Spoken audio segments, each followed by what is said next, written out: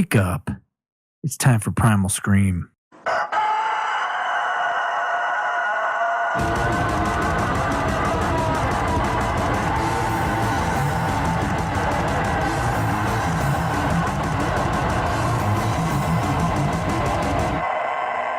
Welcome back to the Primal Scream. I'm Matt. Are you okay? I'm done. Did I scare you? Totally fine. I was just caught off guard because you really launched into it. So go okay, right, you're well, totally we're fine. now in podcast space. Yes, we're we officially launching, right? Mhm. There we are.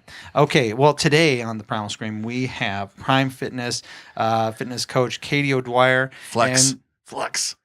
Ooh, yeah. Jesus. I got to see her on stage. I was at the, because Rocky was in the same competition. Right. And so I was like, I know her, but she's a lot whiter than that, if I remember correctly. And then I saw her in the hallway, and I thought, did they just put shoe polish all over you guys? What's the deal? That's kind of crazy. And Sorry. by the way, we have Mark and Kimberly Noe from Living Life Naturally. Thank you guys for being on today. Thank you.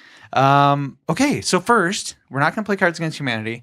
Let me talk about our sponsor, Sauce Hockey. Go to saucehockey.com if you are a lover of the game of hockey. Awesome clothing. You know I mean, what? look this up. You have a Sauce Hockey shirt on. I do have a Sauce Hockey hat shirt. on. Thank you to Sauce Hockey for sending us some apparel. And if you want to get some, if you love hockey and you live in Iowa, there's not a lot of places that you can go to get like hockey lingo. A Rough Riders uniform. That's what you can apparel. Yeah, you get a Rough Riders, right? But if you want something that's kind of like some lingo that only makes sense to hockey lovers, Sauce Hockey, go to saucehockey.com, and that's the place you get all that really cool stuff. You can get hats and shirts, board shorts. You have Sunglasses. Nasty. They have tons of stuff. Datsuyuk. Watches, belts. What is that guy's name? Datsuyuk? Datsuyuk? I trust your pronunciation of that. He's a hockey player. I'm not that much into hockey, but I love their apparel. So check out saucehockey.com. Thank you very much, you guys. We also really appreciate Jeff Johnson with USA Entertainment Agency. Go to usaentertainmentagency.com and book your entertainer today, whether it's a comedian for a wedding or a festival or corporate.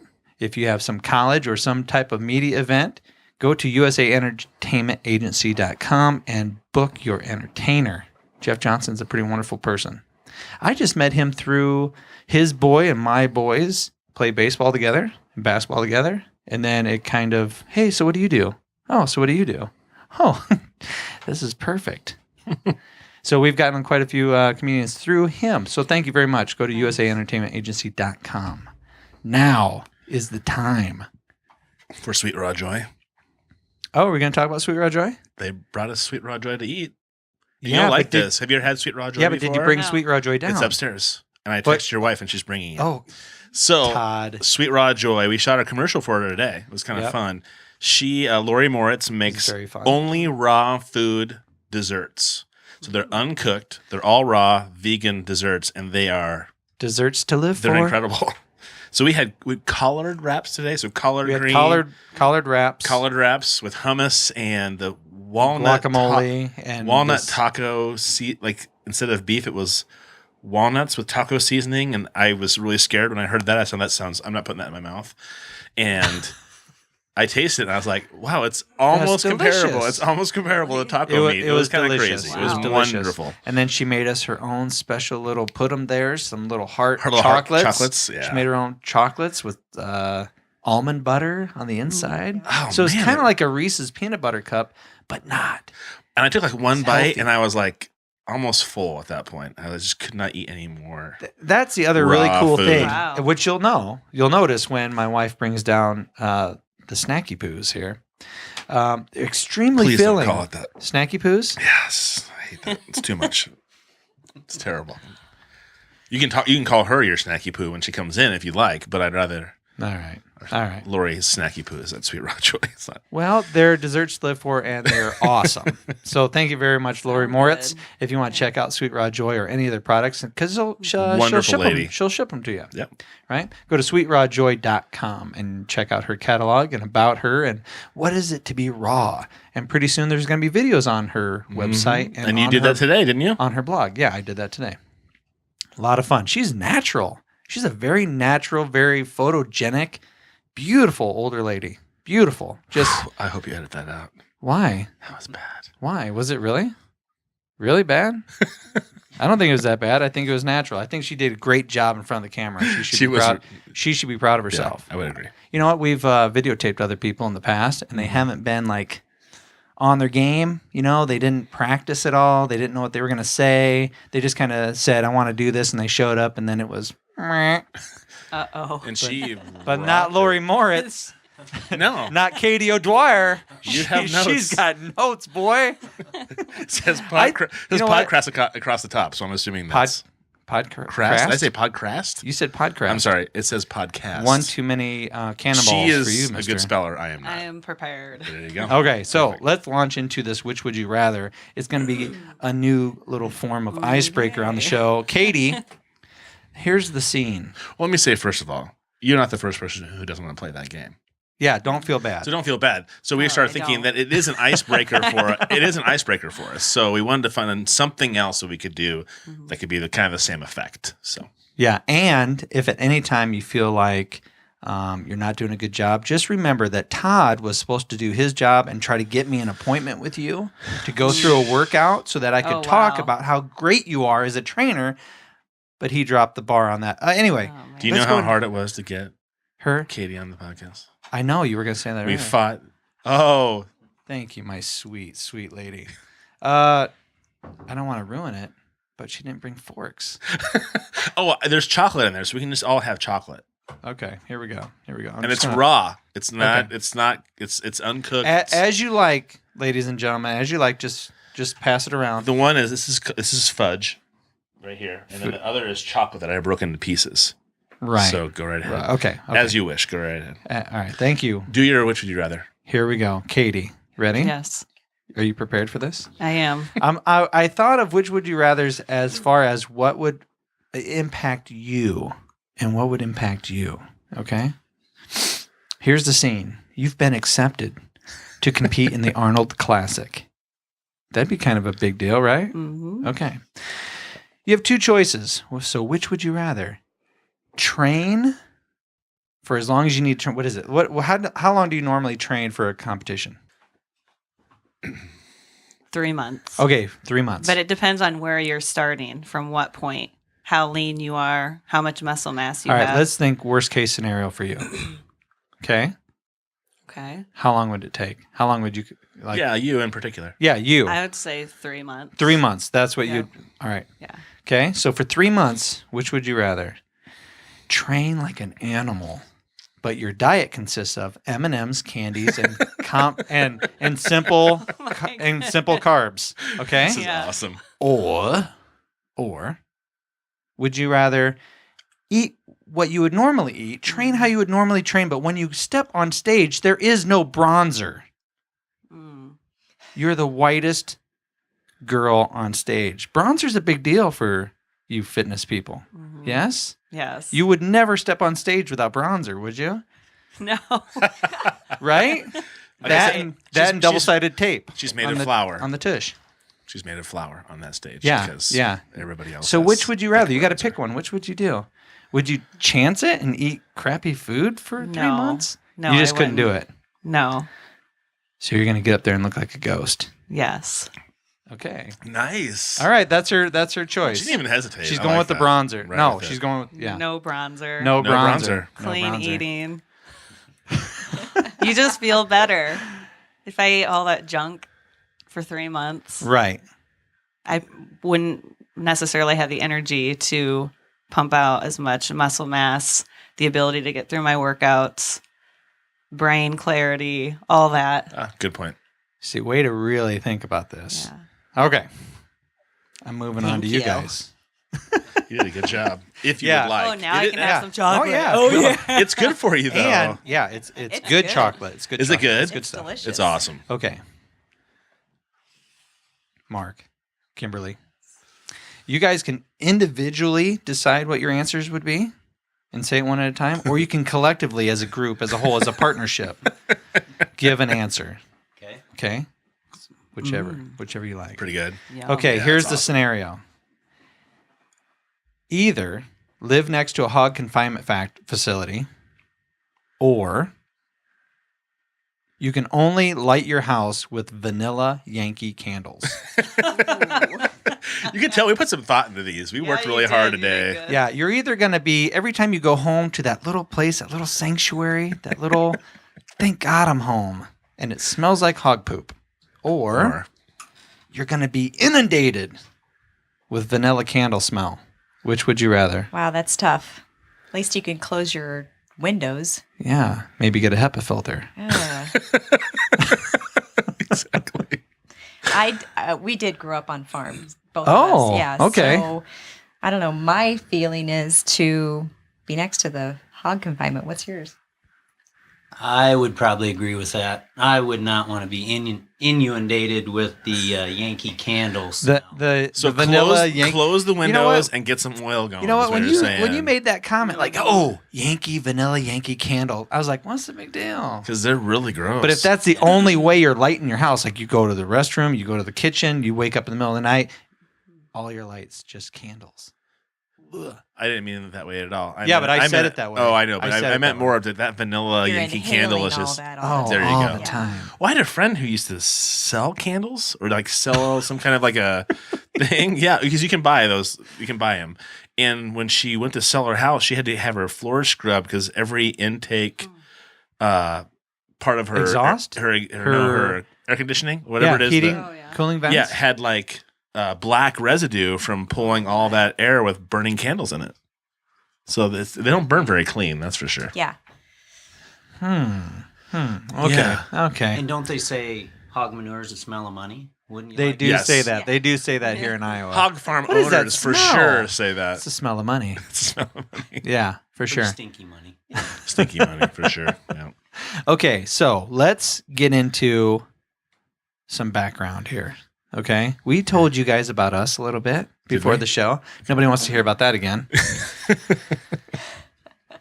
So, Katie, have you always been jacked into fitness? Have you always been really passionate about being in good health and looking decent and being able to function as a person? No. No. No. So take us on Katie's journey. Yeah, yeah. How did you start with this? Yeah, how how did did you you get get into involved? fitness? How did you get into this passion? Hmm. Because when I first met you, I was walking around the Cherry Building, and I told him, I was like, every ball of muscle, every time I talked to her, a different muscle flex, and I could see her shoulders, and then like all these balls of muscle everywhere. I'm like, holy shit, I have to be really nice to this person, or something's going to Wow. happen. Yeah, and Because I she was- suppose it's not a bad thing that her facility, her room for exercising, her business is on what, the third floor of the Cherry Building. Yeah. You So it had the- probably doesn't tire you out. And you have the best No. spot. Those skylights you Yeah. have. I mean, I could not imagine a better We spot were in that we were building. fantasizing great. about Yeah. podcast studios, and he was showing me your studio, and I thought, all that natural. oh light. my God, that would I be know, beautiful. it's great. Bring people into that area in the middle of the night. You can see the stars or the moon. Oh, Yeah, I interrupted. Go ahead. What's your journey? Great. it's beautiful. All right. Let's see. It was during my first pregnancy with my I've got 3 children. So Okay. the first pregnancy, I went and saw a dietitian. She asked me how many fruits and vegetables I was eating a day, and I had no clue. I didn't even know. So that started my journey of just becoming more aware of what I was eating. It wasn't just for you; it was for your child too. So Yeah. it's kind of a big deal. Yeah, it was. It was while you were pregnant, not after No, the wow. pregnancy. Yeah, Wow. while I was That was pregnant. great. Okay. Okay. And just that started the journey of, like I said, being more aware of what I was eating and what. And after the first pregnancy, gaining 50 pounds, I kicked butt on getting into shape, just walking. I had So a couple deadlifts. you did a at good home. job, and you still gained 50 pounds. You asked the Not question. pretty during normal. the pregnancy. Oh, not during. No, but, she- but that's kind of normal sometimes, though. So I'm just clarifying. For me, I'm dumb. I'm confused also because she said she asked during Yeah. the pregnancy. That was more And- towards the middle. Okay. But I also had some friends that encouraged me that, oh, you're eating for Katie. 2. It's okay. Oh, I to thought eat you the were- bag of M&Ms. I thought you were saying my friends were encouraging me. Katie, you're getting a little fat. a No. bucket of KFC is just fine. Maybe you shouldn't Yeah. eat that. Go ahead. So then I saw the dietitian. Mm-hmm. she explained to me, asked me how much I was eating, gave me a list of, fruits, vegetables, grains, protein that I needed. So that kind of started the whole journey for me. And did you have no idea? You Not had at that zero point. clue I about, did. about diet? Yeah. You didn't work out? You weren't in the gym at all before that? No, not at all. Was that always like an intimidating space or environment for I you? just never had the desire to because I was always lean anyway. So in my opinion, I was kind of one of those, I wouldn't say I was a skinny fat, but I was lean, but I didn't know anything about muscle mass and food and how to eat and when to eat. Okay. So that kind of started my journey during my first pregnancy. Wow. And so you gained 50 pounds during your pregnancy, or The first pregnancy. the first pregnancy? Yes. You are not a tall person. Yeah, so No. 50 Whoa, 50 pounds. That must have been really daunting. Yeah. So Wow. after the baby was born, I was really determined to get back to my regular size, walking, lifting my dumbbells, doing push-ups, just on my own in my own house. I wrote a schedule of what I was going to do on what day. And at this point, this was 13 years ago, I still didn't have any idea really what I was doing. I just knew that the information that I had at that point is what I did. You had to do So- something. Yeah, but Yeah. as the years went by, I just kept researching, kept learning, and that just grew more of a passion within me to learn more Awesome. and more about exercise and nutrition. So at what point did you say to yourself, all right, I got my stuff together. I'm good. I'm a good specimen. I'm awesome. Yeah. I'm going to teach somebody else. I'm going to be a personal trainer. At what point, was there like a specific event? Did somebody say something? Or were you like, I need to make some money and I know a lot about this? Yeah, that would be after. Let's see. Let me just think about how much I'm going to say here. I needed to. I came to a point in my life where I needed to make a decision, financially and careers. Two things that very much interested me at this time in my life was nutrition and personal training. So I did my research on education for going back to school to get a degree. So that I could do nutrition, or I could take a certification with NASM, get certified. Where I was at, I was a single mom of 3. I needed something quick. So I chose the personal training route. Sure. They were both my passions, still are. And I can incorporate, You're good? I can incorporate both You know what? things. You know what? I'm sorry. What? Is the record button on the Zoom? Yeah. Check it. I went through the list. You went through the list? Yep. Are you sure? Positive. I'm looking over there. Huh? I'm looking over there and I didn't see the light. It's all good? God, I feel like a jerk Why? because I interrupted her Excuse me. because I had no faith in you. Oh, jeez Louise. I had the list in front of me. So as you were talking and calming everybody down, Oh, you were I doing your went through thing. the list in my head and got everything going. You know what? I'm so sorry. You did. Yeah, that's a really But dick he- move fine. because while you were He- talking, I was turning all this He shit on. routinely so- messes up, Oh, no way. even with the Oh, checklist. no. Really? No, that's not totally not Oh, true. man. That's totally not true.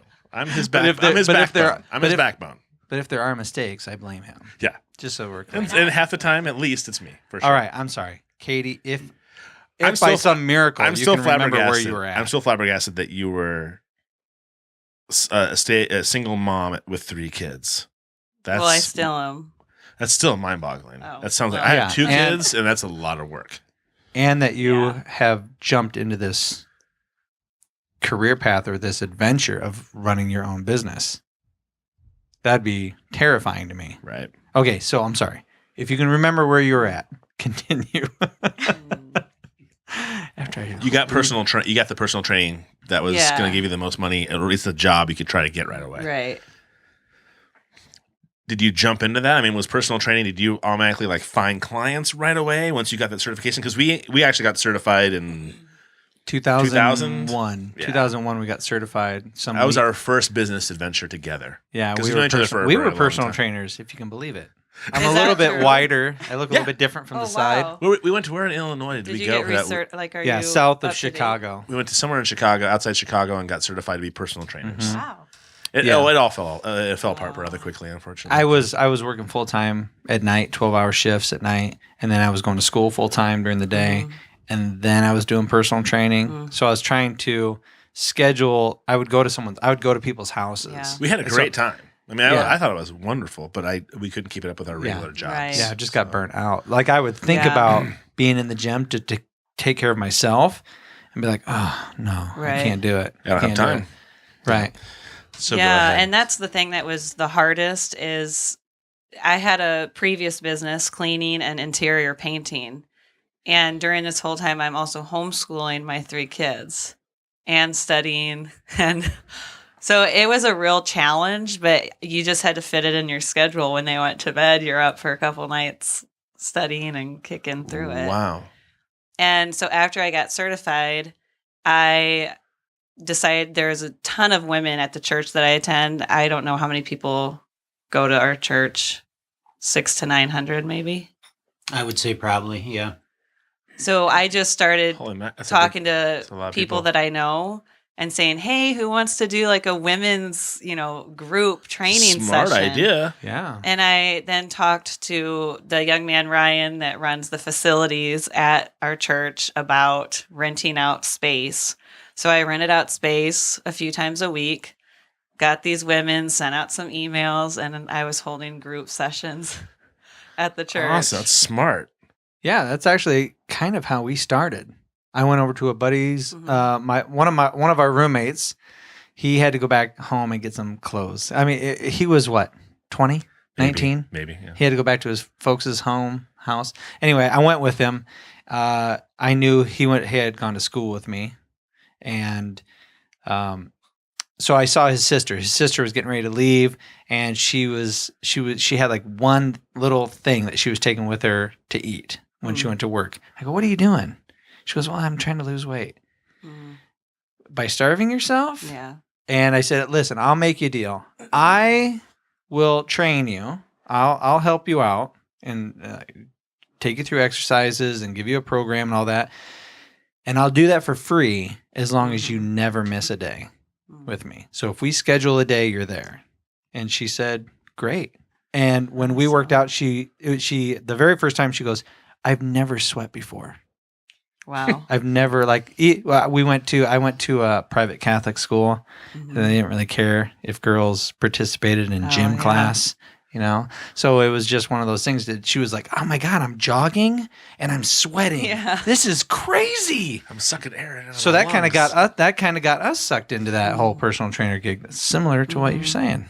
That's kind of cool. Yeah, it is. And then I got a job with an amazing company called Live to Be Healthy. And they go to community homes for senior citizens. Mm-hmm. And there was people living independently in these centers. And I went and I would train them. So I was training anywhere from 75-year-olds up to 98-year-olds. It was awesome. We used the bands. We did a lot of little things to help mobility in their hands, fingers, squats with chairs. And that really changed my whole view on health in general. Because why? Starting earlier than that, not until you get in the home to do it, or what changed your idea about it? No, seeing exercise and health as a way to stay independent, be able to move and function at any age. These people were using canes, and then just from training with me, simple things, they were able to go upstairs without their canes. Right. They could then open up their toothpaste, containers, toothpaste thing. Yeah. Whatever that jars, fangled damn thing is. the Sure. jars, because as you get older, we lose that. So the dexterity of your you have hands to goes. continue to move. Oh, wow. So just simple things like that helped my focus change from I want to be thin and I want to weigh this much weight and be able to wear this size of clothes to more of an overall wow, we're all getting older. How can we learn to stay active and stay fit so that we can live independently as long as possible? Sure. Now you have this personal training business now. They say that Iowa is still, along with Florida, is like one of the states that's growing with our geriatric population. Do you think that's still a market for that kind of thing? Or do most places now have people that come in and do those things already? I mean, because I hear about, my wife talks about it as well.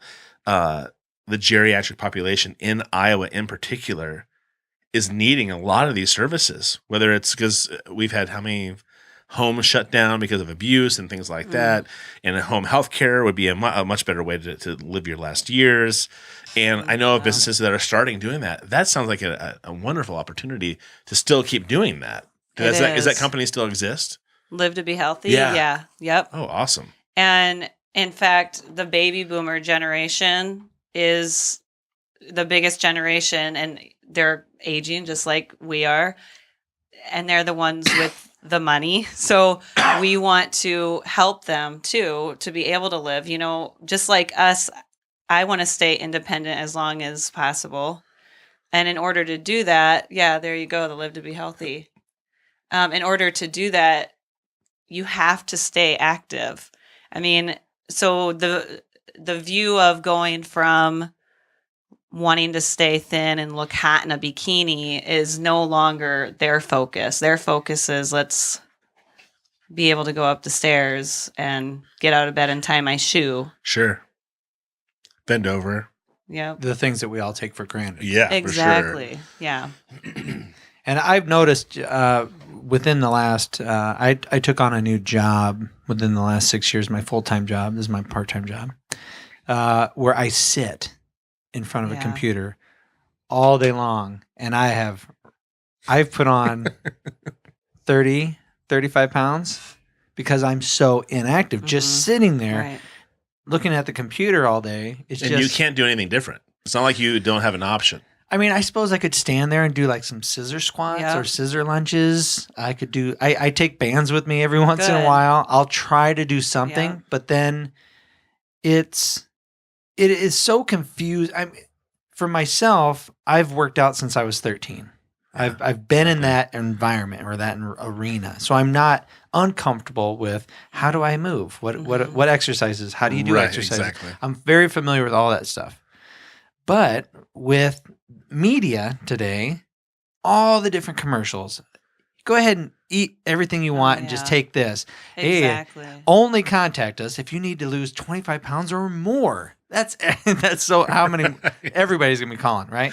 But then you're so inundated by the normal person is so inundated with do this. Nope, don't do that. Do this. Oh, we found that to be terrible. Do this instead. No, don't do that. Do the paleo diet. No, don't do the paleo diet. Do this diet. Do the Atkins diet.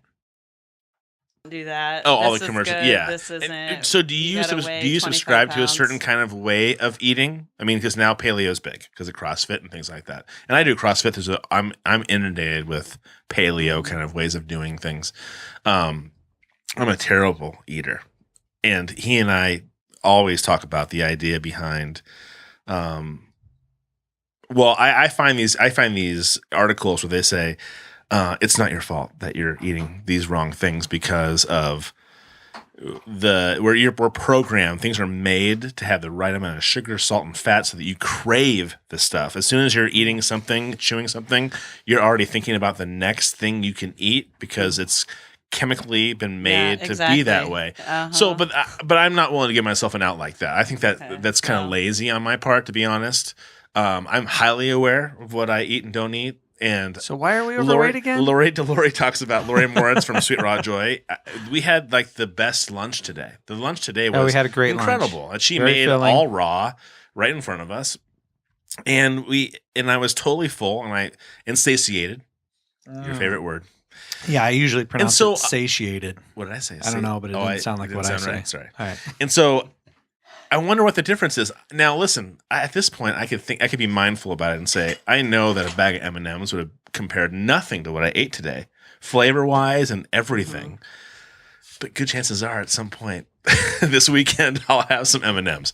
We focus on M&Ms. I shouldn't say that, but Yeah, why do you focus Because we on get, M&Ms? I don't know, but I'm just saying, it's an easy candy to point out. Maybe that's why. Yeah, I'm you just know saying what? that, but it's Yeah. the worst kind of food for you. Period. You It's think? like putting poison in your body, along with what we're doing right now. But it makes you it makes you wonder why we can't break this way of thinking. Because we both know, like you said, we were personal trainers. We both know exactly what we can eat and what we should do on a regular basis. Well, here's what really changed my mindset. Awesome. Also, is a ebook that I got called it was by an author, Mike Geary, and that author that opened my doors to a whole new world. What was the name of the A whole book? new world. No. And by the way, we are keeping that. Even if you make a Abs- note. something about the flat abs diet or something. Okay. So you didn't like the book? Or you did No, like I it? loved it because it talks about how the food industry is using, false ingredients. And what was the name again? Mike Geary's the author. The Flat Abs Diet may be the name. And by reading that in 2 days, I went through my whole cabinets thinking, wow, I'm eating really good. Well, really, after reading the ingredients and seeing all the stuff on the things I thought were good, Right. were not. So I just put them all on my shelf. The next morning, I showed my kids. I'm like, we're getting rid of all this. We're not eating this Wow. stuff Is anymore. this it here? That's what led me to the Fitness Business Summit. I'm networking with people making 40 grand a month. These are people that are my friends and small groups that I can communicate with, Wow. message with. It's all through 10 different countries. There's people networking, do this, don't do this. This worked for me. Try this. It's amazing. Wow. And Bedros Kilian, he's one of the fitness pros. He started the Fit Body Boot Camp. He put on the Fitness Business Summit. Wow. So lots of cool information. And this all stemmed for me from Mike Geary, from this ebook that I read 6 years ago. And then after He's a pretty lean dude. And this Yeah. is Bedros Yes. Kilian?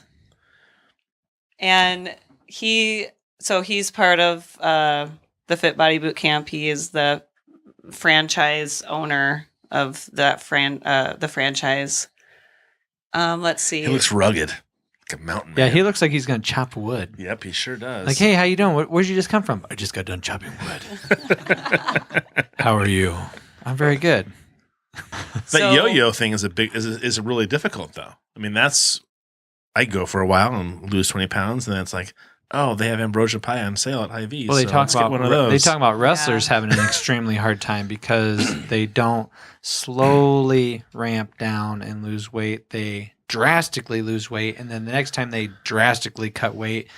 Joe Rogan talks about it for MMA fighters and regular wrestlers. When you're drastically dropping weight, your body the next time resists a little bit more. He goes, oh wait, that could happen again. And We then the better next store some time more it fat, resists kinda? a little bit more. That's And then the true. next time Interesting. so you have to like slowly ease into losing weight and slowly come, especially for people who are competing and losing the weight, maybe for fitness people who are competing on stage, slowly, easily losing the weight and then coming back out of it slowly, because coming back out of it is just as dramatic or traumatic as losing it. Oh wow.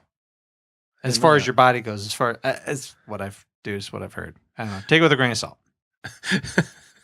So turbulence training is what you do in your studio at this Yes. point? Oh wow. Yep. Cool. And so what makes up, high it's- knees? It's resistance What's- training. So it's compound exercises paired with intervals of body weight exercises. So a single workout can be 30 to 45 minutes long. Mm-hmm. And changing workouts is huge. So like every 4 weeks, we change workouts to change things up. Because if we don't, then our bodies get used to Arnold. what we're doing. Arnold Sure. used to say that all the time, shock your body. Yeah. Yeah. So walk us through like just a simple workout. Like if you were to walk for that 30 minutes, you would make me do what? Okay. Well, so I have different levels. So right now, I'm a beginner.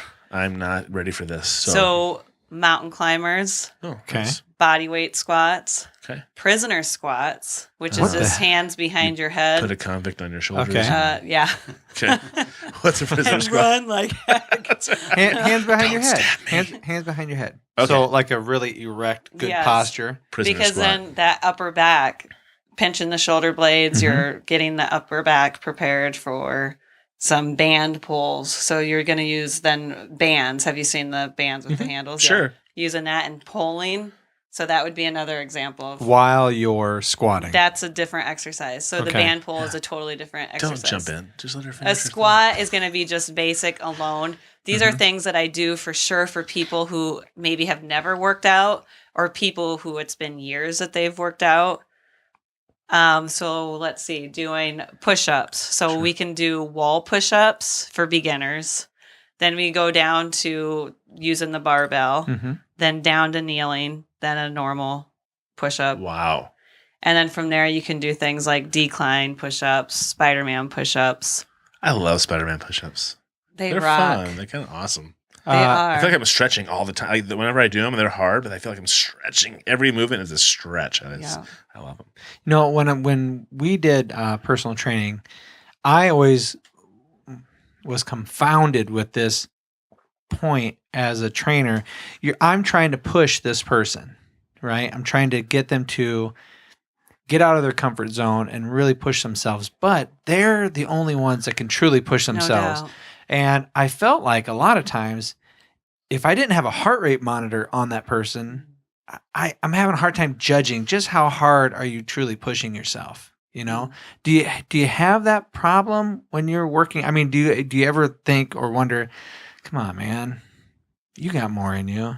Or do you feel like you're like that motivational speaker, like you have to do the pep talk all the time Are you driving them? to keep people going? What's that? Who's that lady that's on that one TV show where they lose weight so much and they have? She's really annoying. Well, Jillian Michael. Jillian Yeah, Michael. Thank you. Yeah. Kimberly. Yeah, they showed her like swearing it, like I don't want to Almost see your belittling. like. Oh, absolutely Yeah. belittling. Yeah. Like absolutely going. I don't care what comes out of your mouth.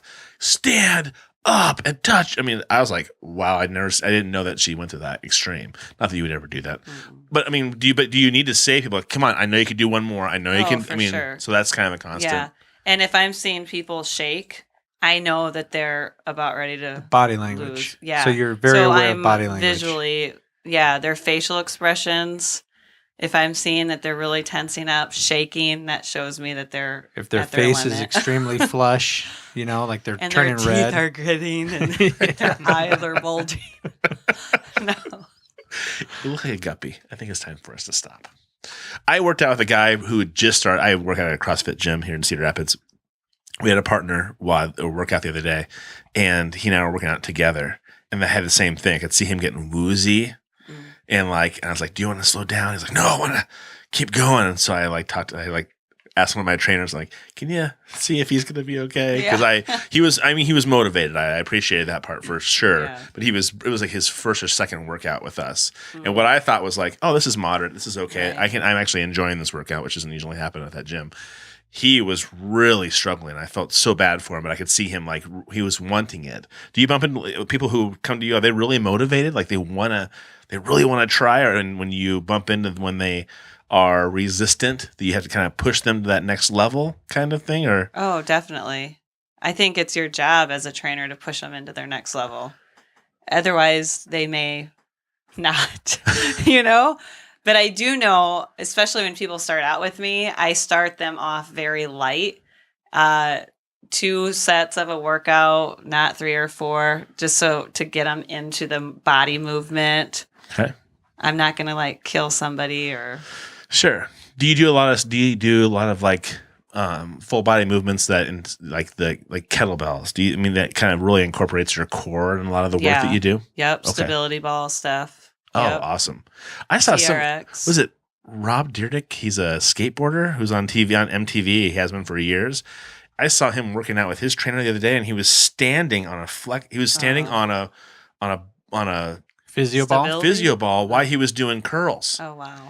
Yeah. And I was like, that first of all, it scared me. I was like, oh my God, somebody should be behind him going, whoa, Safety whoa. first. But he had a trainer in front of him. And so I would Okay. assume that she wouldn't let him do it unless she Yeah. knew that he was Right. capable of doing Right. it. And he got into that point. But But I was still like, that's really No, intense no. kind of core workout. I mean, I was like, me just standing on a ball trying to balance myself would be just enough. I would need like one of those gymnastic things, like a belt that goes around me, and there's like. As soon as you fell, I could pull the The rope and rings. you'd pop up in the air. Yeah, I mean, I would need something to kind of, if I were to.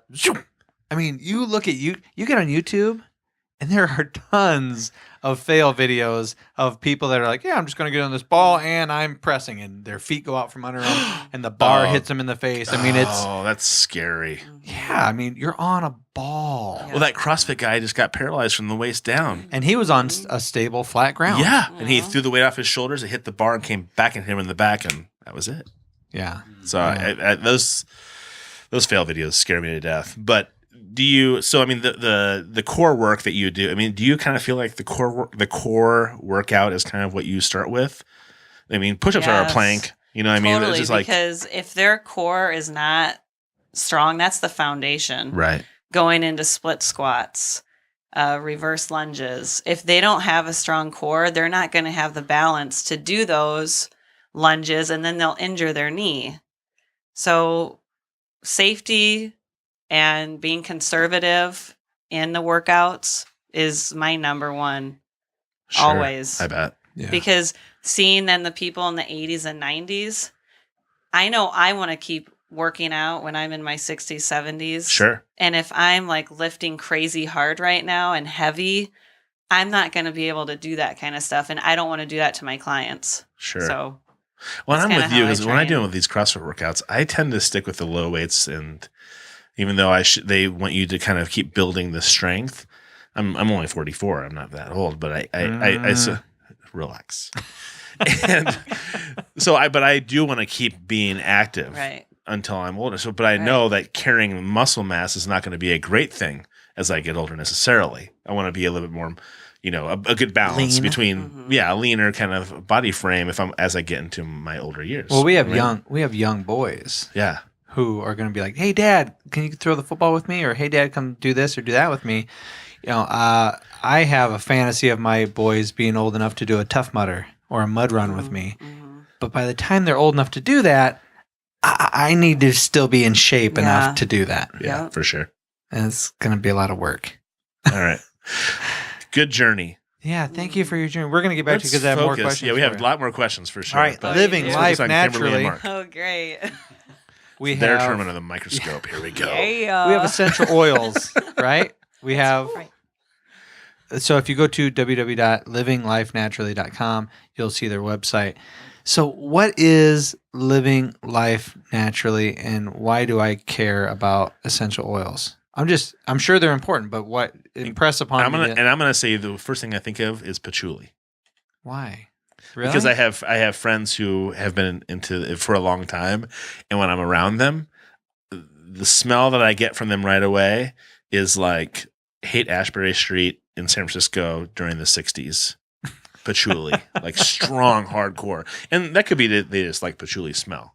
But I mean, is essential oils been around for a long time? I mean, it seems like it has. Yeah, since the beginning of time, and became something that maybe more recently has become a way of using the oils for anything. So you can use them for headaches or any kind of problems that you can have. So, we actually have, my wife has a box of essential oils. okay. Right. And she's going through what each one does. She's reading the pamphlet, the booklet, and my boys never sleep. My kids never sleep throughout the night, especially my youngest, who Todd hates it when I bring this up, but there is a child in my bed almost every night. They never sleep. I mean, when I say never, I mean they never sleep alone, ever. It's not my doing, Ever. Todd. It's not my doing. And my house is the opposite. My kids come in. Hey, Dad, I had a nightmare. Come here, buddy. I count to 30. You feel better? Awesome. I'll walk you back to your bed. Move Done. up. Yeah, get out of here. But my wife brought home this box of essential oils, and my oldest boy said, "Mom, do you have anything that would kind of make me feel braver?" And she's reading off the list of different oils, and she's like, "Well, this one's supposed to promote this and this, so we'll put it on your feet before you go to bed." That's a good idea. Yeah, so he's kind of into it, right? Peppermint, he was congested, blocked up a little bit, and she goes, "Okay, so we can try it a couple of different ways. We can put a dab of peppermint oil on your finger and put it like underneath your nose." For whatever reason, he wasn't digging that. So, but we tried it, and then he had to, wash it off. And then the next time he tried it, we're like, "All right." It also says we can put it like a little dot on your tongue. he Peppermint? Mm-hmm. Oh, okay. And I love peppermint. Like, it's supposed to wake you up, right? It's supposed to like get you going, kind of clear you out and breathe nicely. So I'll take it and I'll put it in my hands and I'll rub my hands around, especially like if I'm at work. Like if I'm really tired one morning, I'll take that little thing of peppermint oil with me and I'll put some in my hand, rub it around. And then because where I work, there's a lot of cameras on other people and on me, I'll just be like, I'll just rub my hands over my nose and take a big inhale, and it's like whoosh. Yeah. Like it wakes you up now. So it talks about essential oils back in the Bible, Right. talking about washing people's feet and putting oils on their feet, anointing them. So how did you guys get into this? How did you get into that? So what started for me is I had a problem with my ears where they didn't drain properly. So I would like hear myself talk and it drove me crazy. So went to the doctor, and I really usually don't have a lot of mental medical Normally, I'm not problems. insane. Normally. But went to the doctor and he said, I have allergies. I'm like, allergies? Okay, so take a Zyrtec every day. Okay, so I took a Zyrtec and that worked for a while. And then I would have to take something at night and in the morning. And it became this big, I was like, I don't want to take stuff all the time. Right. But I don't want to listen to myself talk. So I started researching essential oils. I found some in a local store and they smelled okay, whatever. And then luckily, Mark's mom invited me to a party at her house where they were explaining about the essential oils. Mm-hmm. And they were Young Living. And I learned so much at that show or at that party. When I went, I told Mark, I said, well, I'm going to go to this and I don't know, maybe I'll end up getting a kit. I don't know. He goes, that's fine. Do whatever you want. This is your thing. So I did. Anyway, that's what started me, and seeing the results of using them is what's made a change for both of us.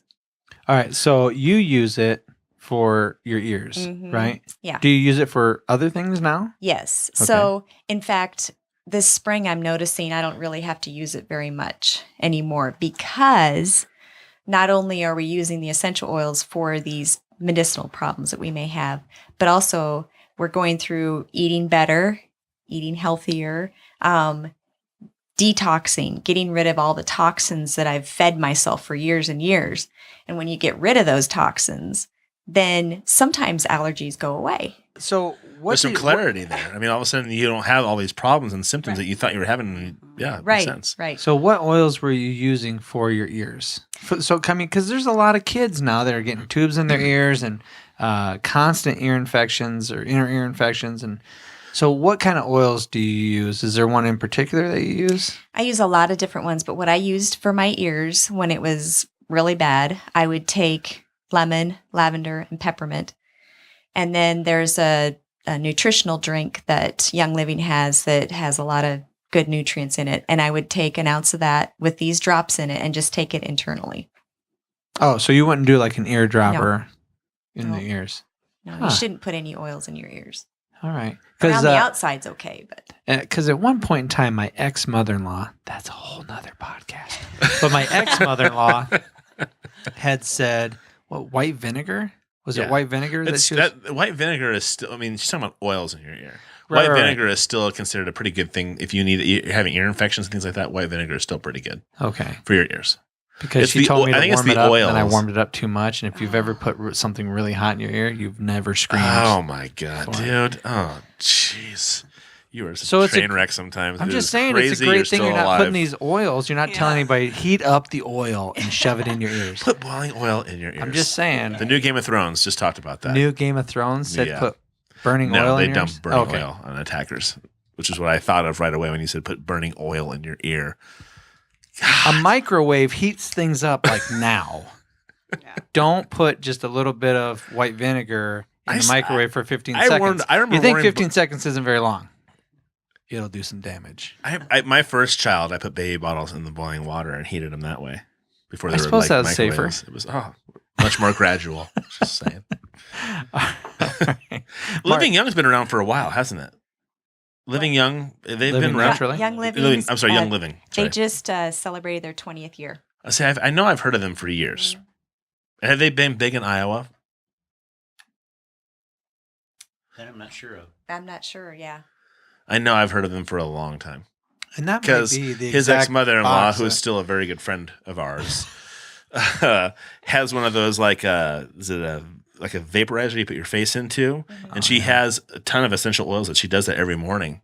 It's on her. It's in her bathroom on her counter.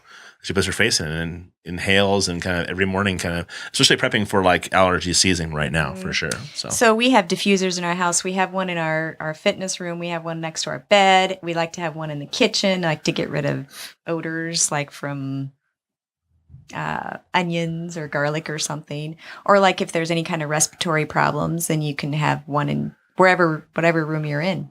All right. Personal question. Well, it's personal for me. I love garlic. I do Okay, too. we just talked about this with Lori Moritz this morning.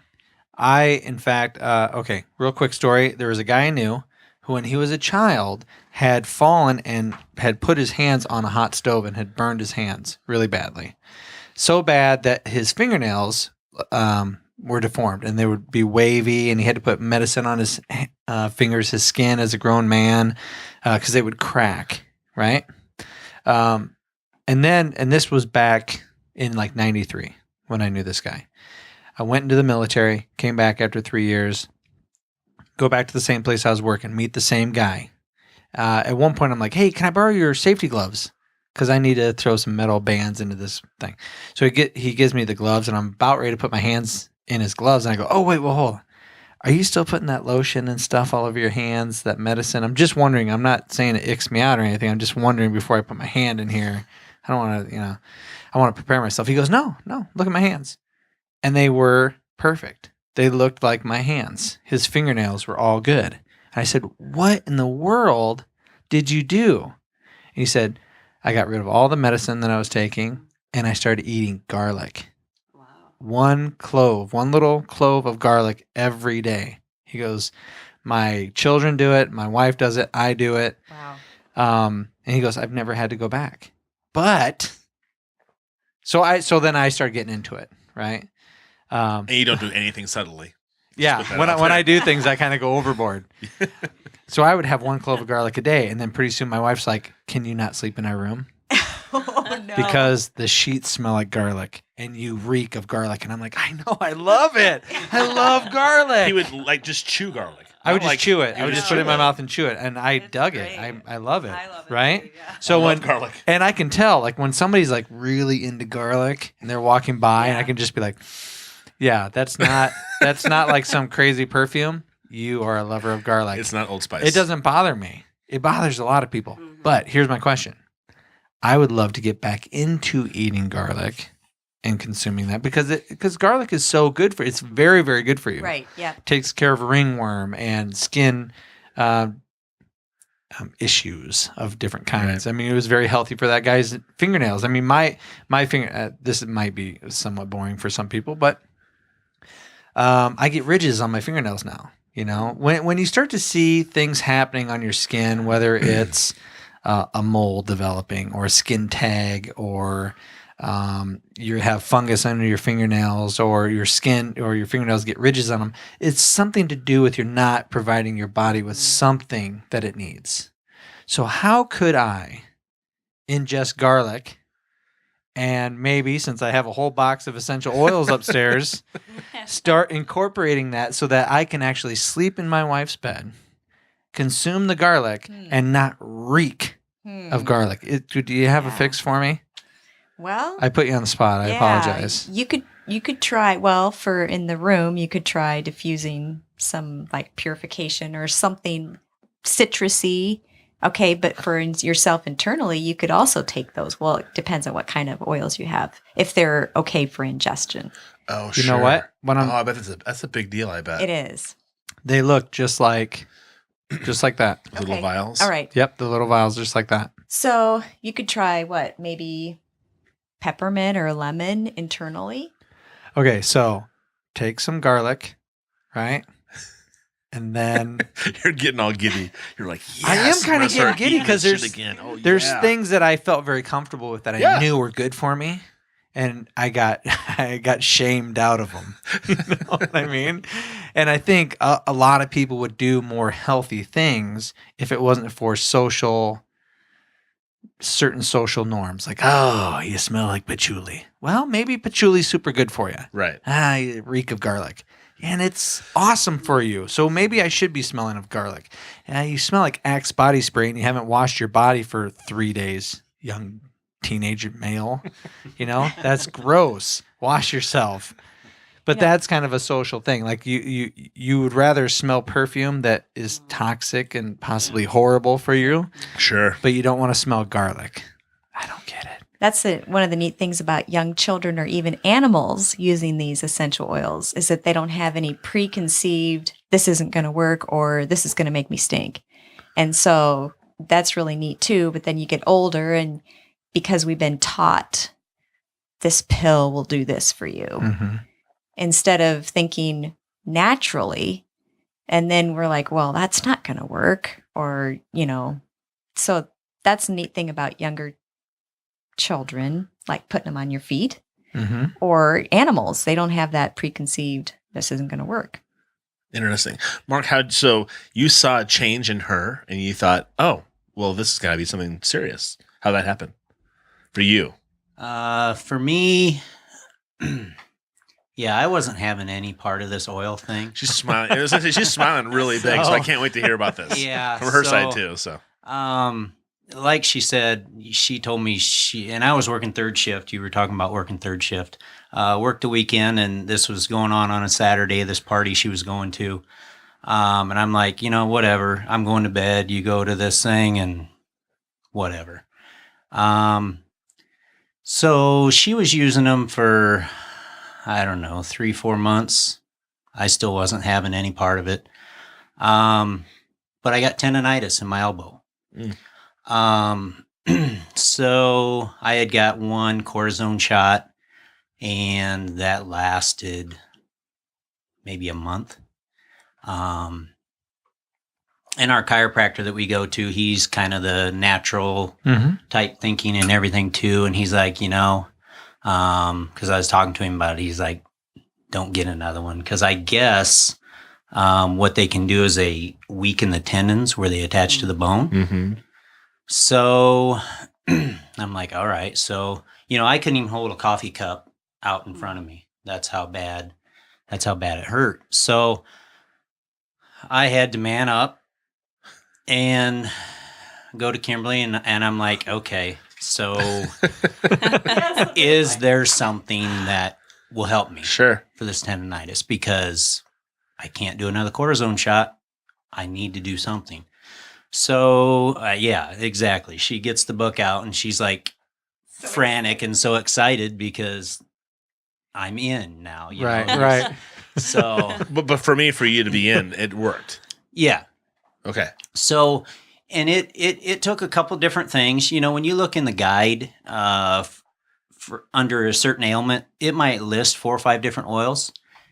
The reason for that is everybody's body has frequencies, and they're all different. Mm-hmm. The oils have frequencies. The oils are, the life of the plant.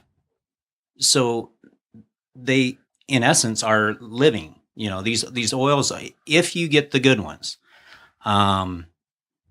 which Young Living is. Young Living oils are all pure.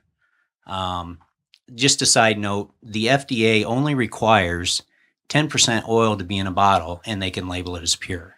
Okay.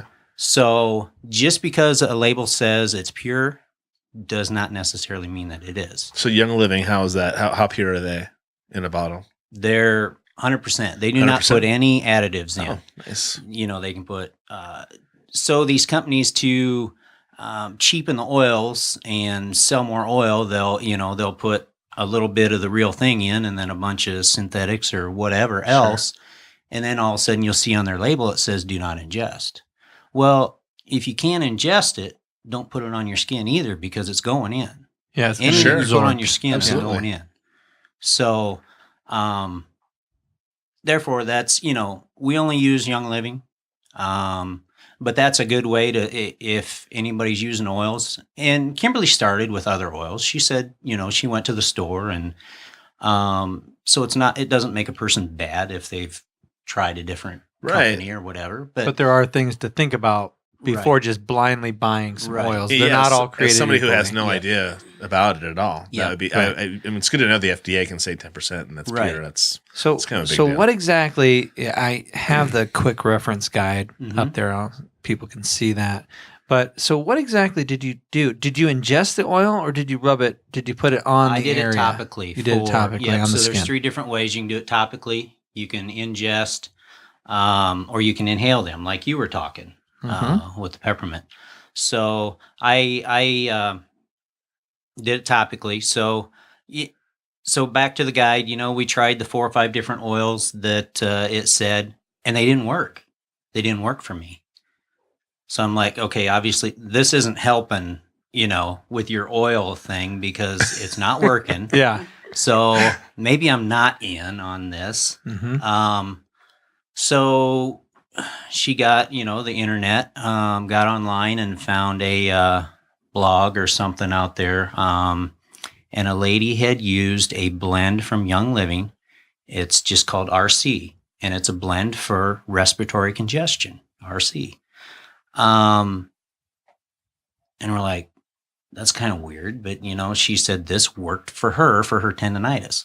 Well, the thing is, there's 3 different types of eucalyptus in it, and eucalyptus oil is a anti-inflammatory. Right.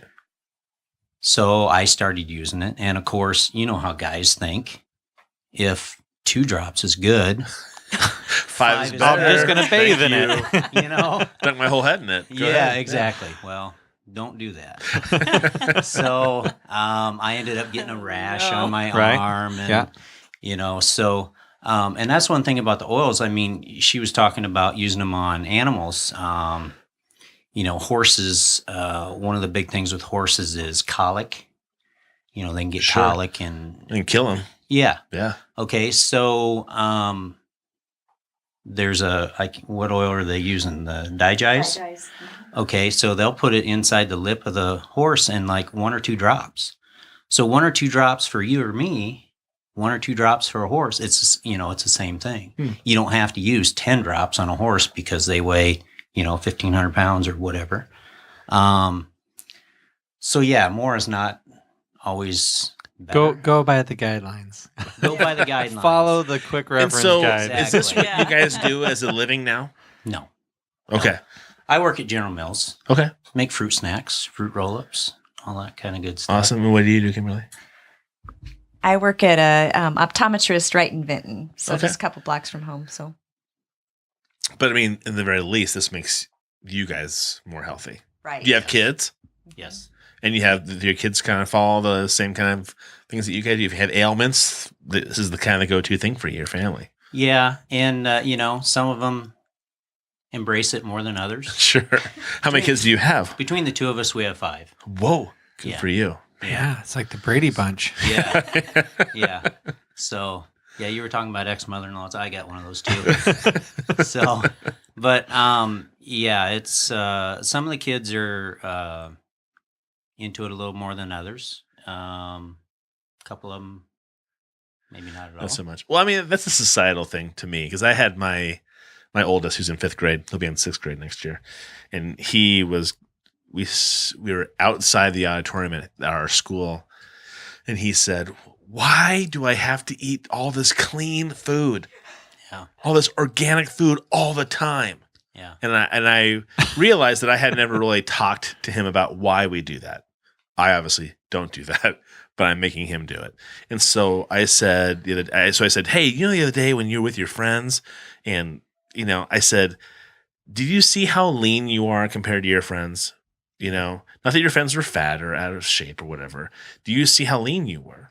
I said, that's why. And I said, I'm going to treat you like an adult. You'll love this, Katie. I'm going to treat you like an adult for just a second. I'm going to say, your friends eat like But only 1 second. Just for 1 second. Your friends eat like shit.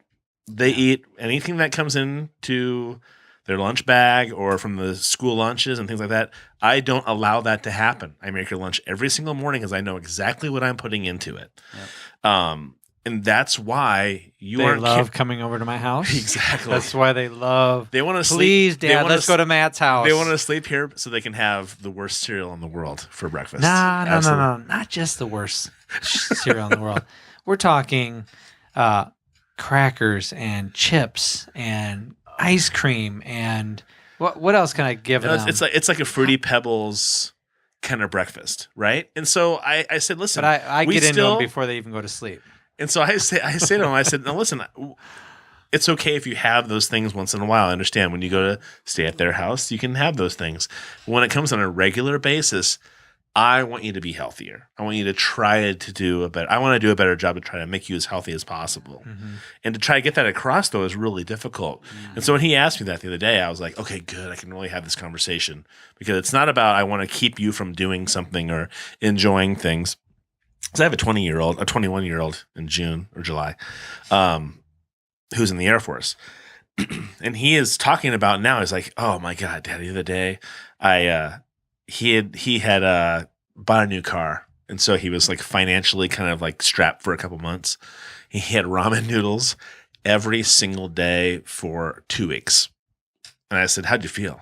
He's like, physically, I didn't feel that bad. He's like, my skin, he just like, it is the worst acne he's ever had in his entire life. And I'm like, oh, I'm so sorry. He goes, well, I read the label and the 1,200 grams of sodium in one package of ramen, and he's eating it every single day for 2 weeks. Hold on a second. I just want to make sure. Yeah. Not optimal? No, I don't even know how much sodium you need in a day, but I'm assuming that 1,200 milligrams is not a good idea. Because just the other day I had ramen, and then I was still hungry, so I had another ramen. But I was happy.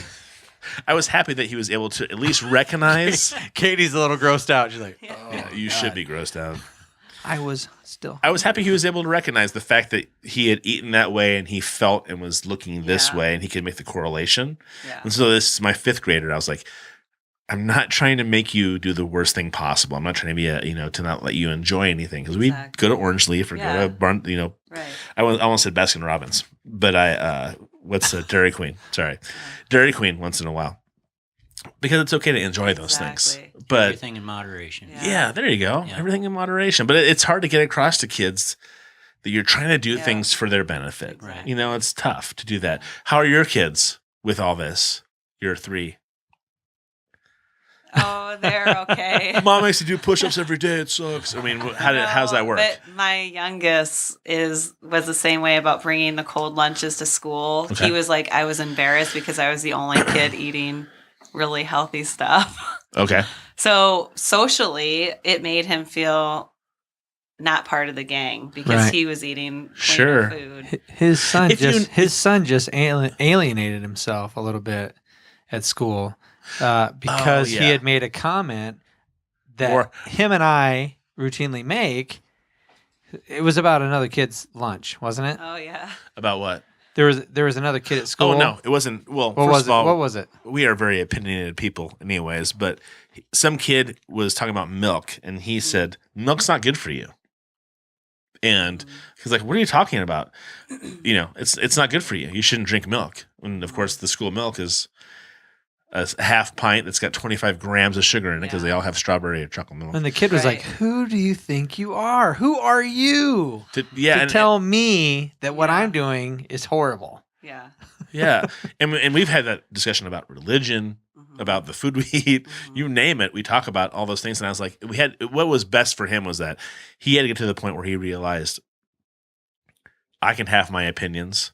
And everybody else can as well. And that doesn't have to be a bad opinion. Right. You can say, I don't drink milk, but it's okay if you drink milk. Yeah. That kind of, it's a 5th grade brain to try to wrap around socially to try to handle that stuff is tough. Yeah. One thing my daughter will do a lot is I'll read new info and I'll share it with my kids. And one of the things was the milk thing and dairy and right. I've had to just teach them that some people don't have that knowledge yet, and that's okay. And if they're open to listening to you, then you can share their opinion. But some people are very closed off because with commercials and just like with the pill popping, we've been lied to. Milk does the body good. Right. Well, the milk dairy industry owns the advertisement with the government for that.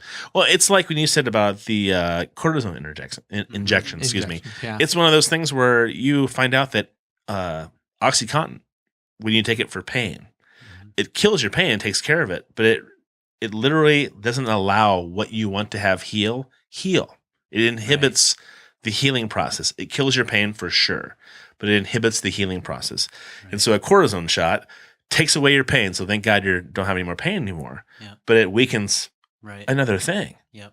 I mean, I think that's why we have mothers in Iowa who are just rallying, trying to get, cannabis oil for their kids who have epilepsy, because it's proven fact that this one thing can help them out. It's like, holy cow, if you find something that works for you, why not let that be okay? Please stay open-minded enough. Yeah, exactly. Just stay open-minded enough to let us try it out. Especially if it's natural. If it isn't involving chemicals and shots and all this other stuff, holy cow.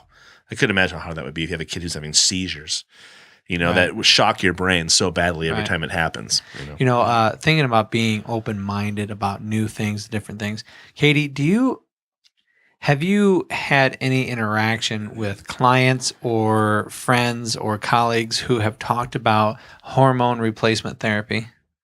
No. Okay. What is that? Hormone replacement therapy. So in a man's mid-30s, I mean, if you think of like a woman having hormone replacement therapy, you're talking about menopause, right? So when it applies to a man, we're talking about testosterone, we're talking about different hormones that start dropping off dramatically in the mid-30s.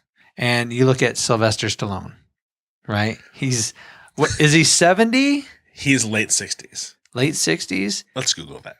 Okay, but he has a phenomenal body, and it's not steroids, but it's hormone replacement therapy. So what he's basically maintaining his hormone levels of an early 20-year-old. He looks incredible. And he looks incredible. So, Arnold's in the new Terminator movie. He looks incredible in that. He's 68. Oh my God, I didn't realize that he was that old. He's 68. Arnold or Sylvester Stallone is 68. Okay. And it's hormonal. It's I'm just writing this hormone down to research. It's, what did I just say? I'm lost. Hormone replacement therapy. And because I've actually thought about this, because it talks about when hormones start dropping off and you're not in sync where you should be, you have a hard time losing body fat. You have a hard time. It can affect your mood. It can affect your muscle mass, all these things. So it's been very taboo. I mean, the idea that a guy could be taking shots, hormone shots, instantly people are like, steroids, bad, illegal, don't do it. What are you, a bodybuilder? You this freak of nature. You shouldn't be doing that. You know what I think of right away is when you were talking about not having a lot of muscle mass on your body as you age, because it's one more thing you have to maintain. Right. So it's almost like naturally your body is going to drop off on those hormones so that you have less things to have to deal with as you get older. If you want to look a certain way, because Schwarzenegger's the same age, he's 67, then you would take those things to keep looking kind of the way you were when you were a younger person. But the way things naturally should occur as you slowly, your body's shutting down and dying, so to speak, I mean, for all relative purposes, you would start taking those things to look better and feel better. Right. So, I mean, part of me is like, I'd rather just kind of slowly shut down as you're supposed to. I don't know. I mean, I feel like... Because this is where science is starting to interject. This is where the scientists are starting to find things in your bodies and saying, okay, if you take oil, maybe you don't need a cortisone shot. Maybe you just need to put some oil. It's people saying, let's look at an alternative. Let's look at something else. Like myostatin. It's an alternative to aging, though. I know, but when we talk about aging, maybe you need to frame the conversation. Maybe what you're really asking is, are you uncomfortable or are you comfortable with getting to a certain point in your life to where you can't move? Are you comfortable getting to a point in your life where you're going to have to work out 3 to 4 times more than somebody in their 20s to maintain skeletal musculature, definition, and strength? But she knows that you can't. She just said that you can. I mean, you can get dexterity in your fingers. You can find ways of handling that with moderate exercise to be a healthier person as you age. I think that this part. Well, there's healthier. There's healthier, like being able to tie your shoes, and being able to do what a 40-year-old used to do. Right, and should you be running marathons at 68? I'm not sure saying you that should be doing that. I'm not saying that you should be able to run a marathon at 70, but why shouldn't you be able to feel great, look great, feel strong up until you're gone? Well, up until you're gone. But you can. I mean, do that I with truly moderate want to be exercise that guy. without the therapy hormone stuff. You can do that with moderate, And simple eating. exercise and eating. And correctly. eating properly. And I am totally behind the oils. You know, what we ingest in our body is almost more important than the exercise. I mean, we want to maintain muscle. That's gigantic because by the time we're 83, we lose about 1% yearly unless you do regular exercise. I bet. But what we're ingesting with food, artificial flavors or whole foods, oils, what kind of medications are you putting in? That's going to play a huge role in what kind of diseases we get later in life, what medications that we're put on when we're in our 50s, 60s. Right. That's going to affect more Sure. on how we age. That way of thinking of diet being more important than working out necessarily is a complete mind flip to what I was raised with. I mean, fitness has changed so dramatically in the last 40 years. Just to give you a visual for people that are listening to this, basically think of an iceberg, right?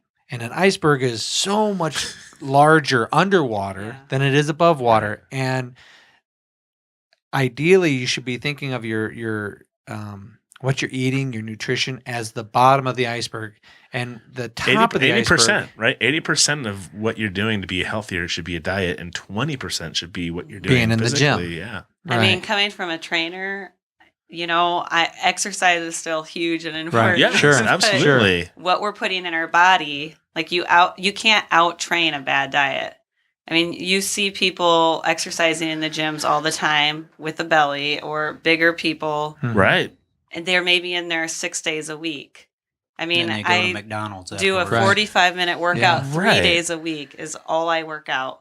So based on what you're consuming is going to either feed your muscles Right. and feed everything going through. Well, and he's always said, he's like, I can't believe that you gain weight or you're heavier when you do these crazy CrossFit workouts. I'm like, I eat and drink terribly. That's why it doesn't work out. That's all it is. Right. I mean, it doesn't matter what I do. I can do some intense 50-minute workout. And it doesn't when matter. we were doing the which would you rather thing at the beginning, you chose, all right, I'll go on stage without the bronzer, because your diet affected a lot more than just you winning a competition. It's how you think and how you feel, and can you push the weight, and are you going to be motivated to run? Are you going to have the endurance to do your marathon or 5 mile or your HIIT workout? You know, And am I going to be crabby? Because one thing, I still eat cheat meals every week. I mean, we just had Donut Land this morning. Woo! It was awesome. But I could tell that I was not hungry for hours. You know, I'm usually eating 5 to 6 meals a day. Every meal has tons of protein, about 20 grams of protein or so. But when I ate junky donuts, I was not hungry. I was lethargic. I was bloated, and I was irritable to my kids. Oh. And I feel that the root of that is the ingredients of those Sure. donuts. Well, But when I eat nice and clean, you know, then I'm kind. you're a I'm sweet It, person. it literally Yeah. means you're going to be a cleaner person in Yeah. everything that you do, everything you approach. I think Joe Rogan says that he doesn't ever hold back letting his kids eat whatever they want. But then if they want a second bowl of ice cream, he lets them eat it, and then they are go like, "Oh, I don't feel good." Yeah. Remember Yeah, remember honey. how you feel. Right. Right now, you feel like hell because you ate a second bowl of sugary dairy products. You really don't need that. So I mean, he lets them kind of experience things, which I wouldn't do. That's just the difference. I would be like, no, you're not having a second bowl because it's too much for you. Sorry, Yeah. too much sugar. Not having it. You know, I will earlier- have a third bowl, but you're not Oh, having a second no. bowl. Right. Yeah. I'm just kidding. I'm being My kids the sarcastic. other day were like, Sad. "Hey Dad, can I have some ice cream?" The other day, and I said, "Yeah, you can have." So I got out this tiny little green bowl, and that's what my kids eat ice cream out of, Yeah. right? These tiny little green bowls. I'm like, scoop and scoop, done. Right? Kids are all eating. They're all not paying attention to Dad. I get my cereal bowl out. Whack! I mean, I have a mound of ice cream, and they're like, "What? That's not fair." I'm like, "I'm older." And it's like, look how much bigger I am. Yeah. I bring You out have all the curves. reasons. I don't. I'm Yeah. like this. Well, my wife still talks about when he and I lived together as roommates. He would go into the kitchen and get You're gonna bring my ice cream huge story out? bowl. Like This we're was talking my- like Now a this gallon is of ice cream. guaranteed. I'm not kidding you. This was my guaranteed pre-workout meal. Okay. Katie. So Go ahead. The bowl was so big that he would take almost a full gallon of ice cream, and he would scoop it into scoops into this bowl, and then he would squeeze almost a half a bottle. I'll give you props on that. Half a bottle of Thank you. What was it? What was that stuff called? Hard shell. Yeah, magic Oh, shell. Magic I used to shell. love that stuff. And Yeah. then we're not done. He would take at least 6 ding dongs and Oh my crumble them up and put them in there and stir it all together, and then sit back and eat it. Now, Katie, just real quick, back when this was happening. Now, Yeah, how old were you? now then? I'm going to show you. I'm going to show you in a Before second. the- Exactly. losing the Now- muscle. Now, this I think what really distorts us and messes us up. Yeah, You have a picture of wow. something? That's good. Yeah. Oh God, look at me. Jesus, that's so What great. messes us up, I think, A long time and gives ago. us a weird distortion of the truth. That's so awesome. Will you send that to me? No. I want to look at it once in a while and say, you can do it. You can That's do it. right. That's Good actually my goal. That's motivation. actually my goal. I'm going to get back to that. I'm going to get back to being leaner. See, that's how bad it is. I look at that and I go, that was so awesome. I will never effing do that. No, that's my goal. I'm going to be No, Now, it's when bad. was that? How that. many years ago would you that say? was 99. yeah, that was 99. Mhm. Yeah, that was 99. One but- thing, well, I wanted to just say about the Donut Land thing. I Yeah. just want to encourage people that when you're eating clean and you're staying physically active, it's okay to once in a while splurge. You know, it's not like you have to be a slave to your diet or to your workout Right. routine. So having a cheat meal once a week Is good. is fine. Well, and It's okay. are you on Instagram? Okay. No, I'm not. Well, if you ever get a chance to, Yeah. you should follow The Rock, Dwayne. Okay. What's his name? Dwayne what? Johnson. Dwayne Johnson. He has a cheat meal every day. He's the same thing. He's Uh-huh. super clean. He's just shredded. He's a big What, dude. every day? No, he has a cheat meal once a week. Once a and week. he posts pictures of his cheat meals. And it's almost like you can't imagine it. Like stacks of pancakes at like IHOP that are Okay. this big. But- But we're talking like he is strict Monday through Friday. And your or sorry, body is just Sunday. calorie burning engine. Yeah. Right. Sunday through Friday, he eats perfectly clean. And one day, he allows himself to have whatever he wants to have. If it's breakfast that day, he has a crazy breakfast, and then he may have some other meals. Otherwise, it is 6 days a week. Right. It is perfect. Yeah.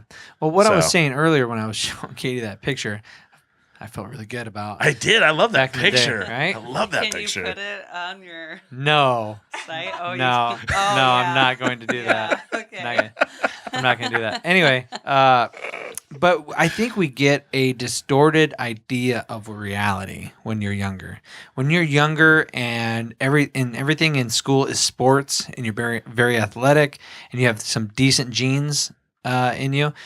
I ate anything and everything I wanted to, and as long as I was active and pushing weights in the weight room, I felt like, this is fine. What I'm eating is fine. I'll have a huge thing of ice cream and 3 ding dongs, mix that all up and eat it, and then go work out. This is fine. It's perfect. It was 6. It wasn't 3. Okay, maybe it's 6.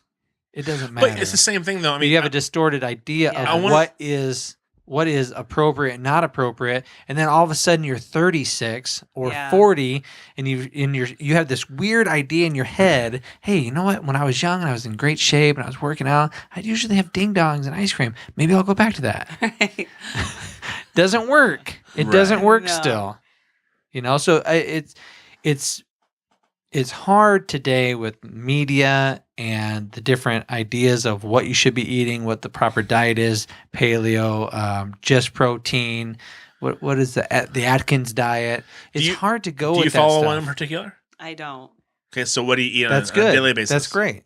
On a daily basis, like, do you want a whole Non-cheat day. menu? Yeah, non-cheat a day. What's a non-cheat day? non-cheat day? So what do you I normally start eat? out with a protein shake and with coconut milk, coconut oil, spinach, and some berries and some cinnamon.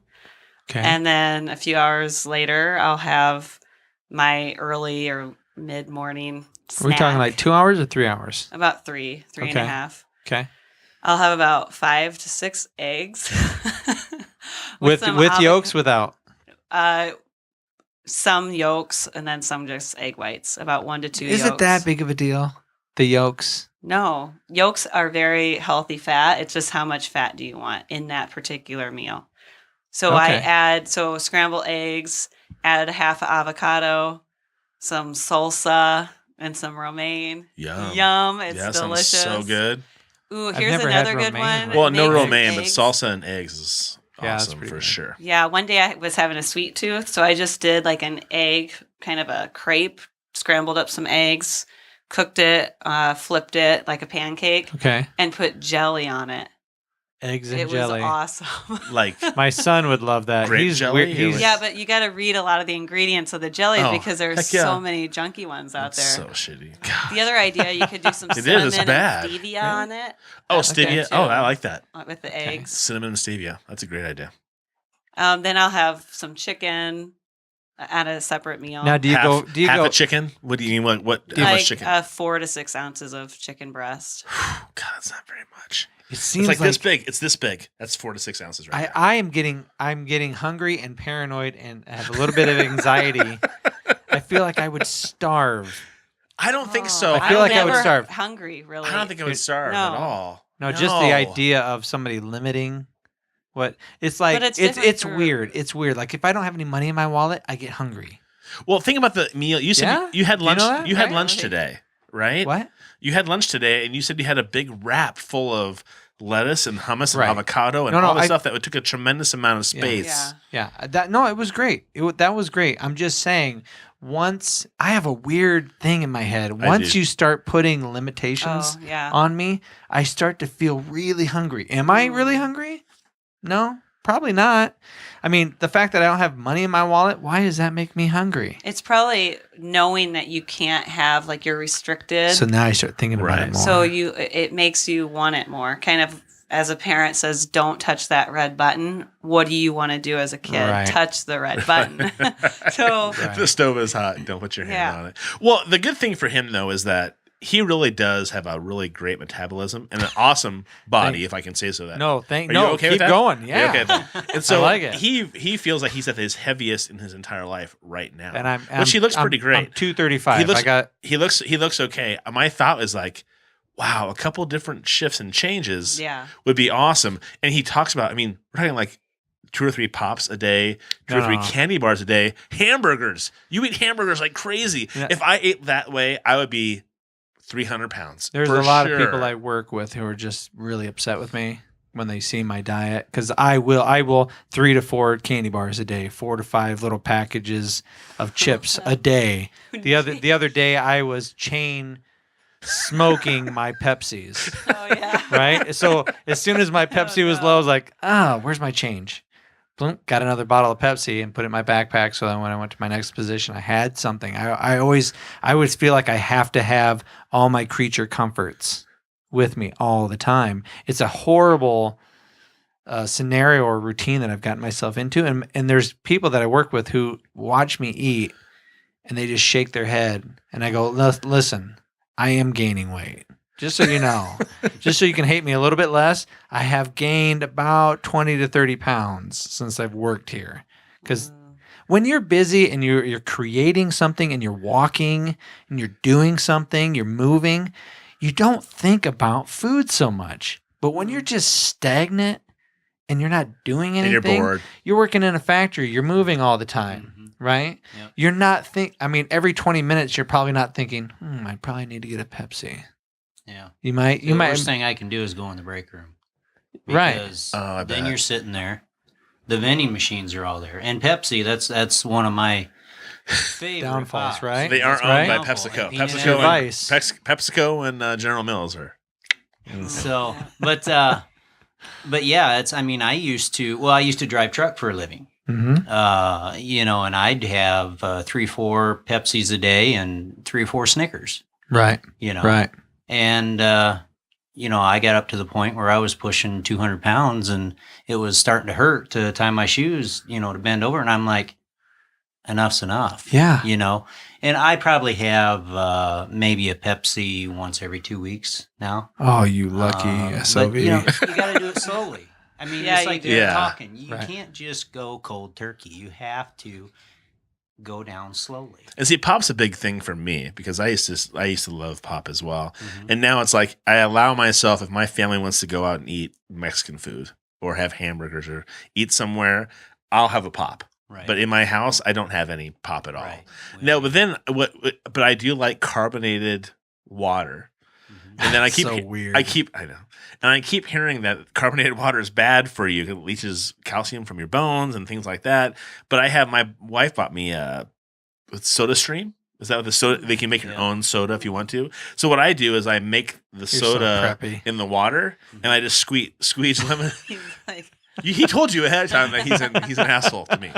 So I make Soda Stream water and I just squeeze lemon juice and like natural, Oh, yeah. and then I just shake it up and That's it's good. perfect. Hey, Todd, what'd you bring in your lunch today? Well, I made my own soda because for Christmas last year, my wife gave me my own soda making machine. Oh, really? That's all right. It's okay. It's all right. You know what? You're a special person and you like to give hugs and you compliment me on my fat body. You're so funny. I Oh my appreciate God, it. you're I really, hilarious. truly appreciate it. Okay, so we I don't had even know where we were. recently we had Kevin Bassett on, who is a local DJ in the area, and he talked about creating an environment that induces creativity.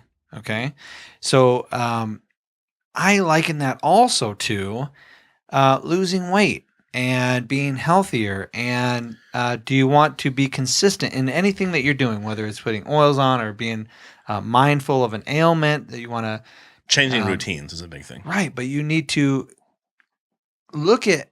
I look at my routine. Right, when I get home from work, I know this that if I get home from work and I step one foot in the door, first I'm playing with my kids. Second, I'm checking to see if they have their homework done, and I'm like taskmaster. Like, has everything done yet? Okay, and now we had to do showers. And then you fall into this routine, and then before you know it, it's 10 o'clock at night, and you're like, 5 hours ago, I thought, if I can get home and get into my gym clothes and hit the gym, I can get 45 minutes in the gym. I'll be great. I'll feel great. I'll get home, and then I'll do stuff. If you don't create this environment, if you don't create a routine yeah. that helps or nurtures where you want to go, it's going to help you get to that goal in life.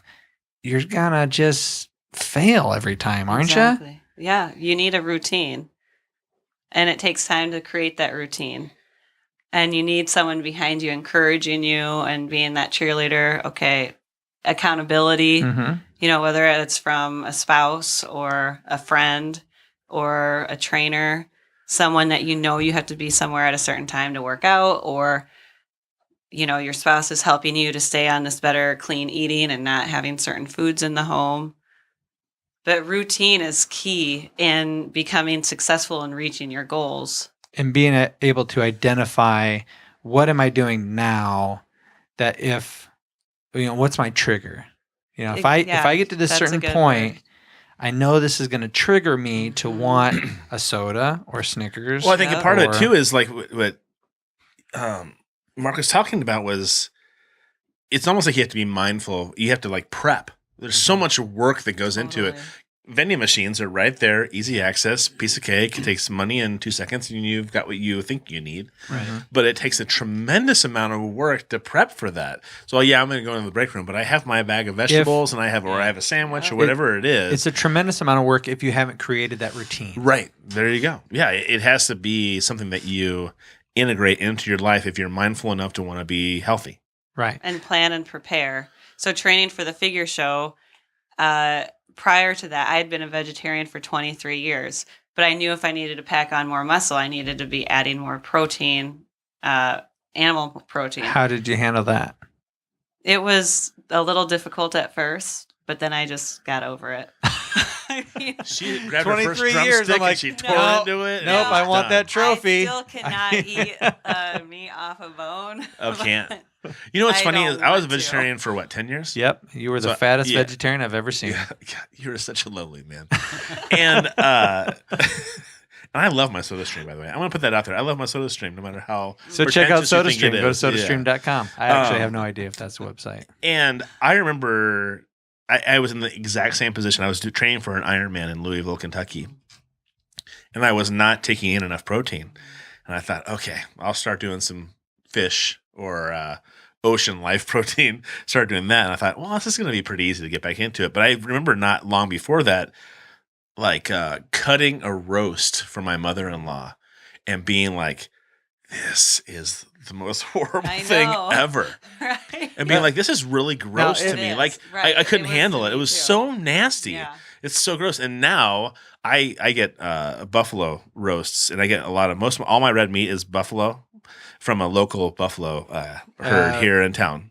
Is that down at the Nubo Market? Nope, it's Running Wild Buffalo on Center Point, Urbana. Okay. And he has his own herd that he kind of manages, and they're all organic and don't have any crap and hormones like that. But now I do the opposite. I cut this stuff. I'm like, I know at least everything I'm eating protein wise is lean, good for Yeah. me, and doesn't have any junk in it. But my perception's totally changed. But I had a really difficult time wrapping my head around the fact that I couldn't get enough protein to do what I had to do. Did you have the same thing? Like, you talked about how difficult it was to kind of start eating things again. What did you start eating? If you couldn't eat off a bone, what did you eat? Like Chicken. like chicken breasts. Yep. Tuna, salmon, beef. My parents do grass-fed beef Oh, here awesome. in Cedar Rapids. Sweet. So we have a supply of beef. Oh, Gotta give us a little phone call. That'd be Yeah. awesome. yeah, maybe. And Yeah. who might they be? Bill I mean, and Doug. I'm just saying. Can people Oh order? yeah, people purchase. They butcher cows. They probably don't have a website. They don't, but their link is on my website. Okay, So Oh. you can then go to the products page and hook up to their email directly. on your website, but not on your Facebook. Did they have a page. name of their farm in Right. particular? So what? I don't think I. What's put their your- farm name? Do they have? Is it Oh, JMB Cattle Company. okay? JMB Cattle Company. Yeah, we bought a quarter beef from her dad. It's very Delicious. good. Yeah. Excellent. I was kind of skeptical. We grew up on a farm and corn-fed beef and all this stuff, and this is grass-fed, and it was excellent. Kimberly cooked some up and didn't even have seasoning or anything on it, and I tried it, and I was like, wow. It's the This is best really good. thing ever, and he makes fun of me quite a bit because I've gotten to the point. It's not odd. Yeah. It's gotten to the point now where I'm learning to hunt because I want to be sustainable Yeah. in my I eating. hear what And you're he saying. makes fun of me because I was a vegetarian who could not even think twice. And I'm still. There's a few other reasons why. Okay. Like, I can't look at a gun oh, without.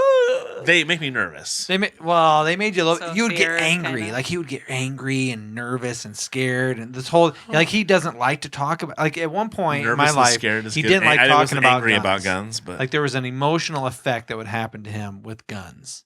when I was in the military, and now I have a job where I carry guns. And when I everything. think of an AK-47 or AR-15 or a handgun, I think of something that's built for killing people, which it is. Period. So you don't have But- a concealed carry permit. No, I do not. He does No, though. but I do.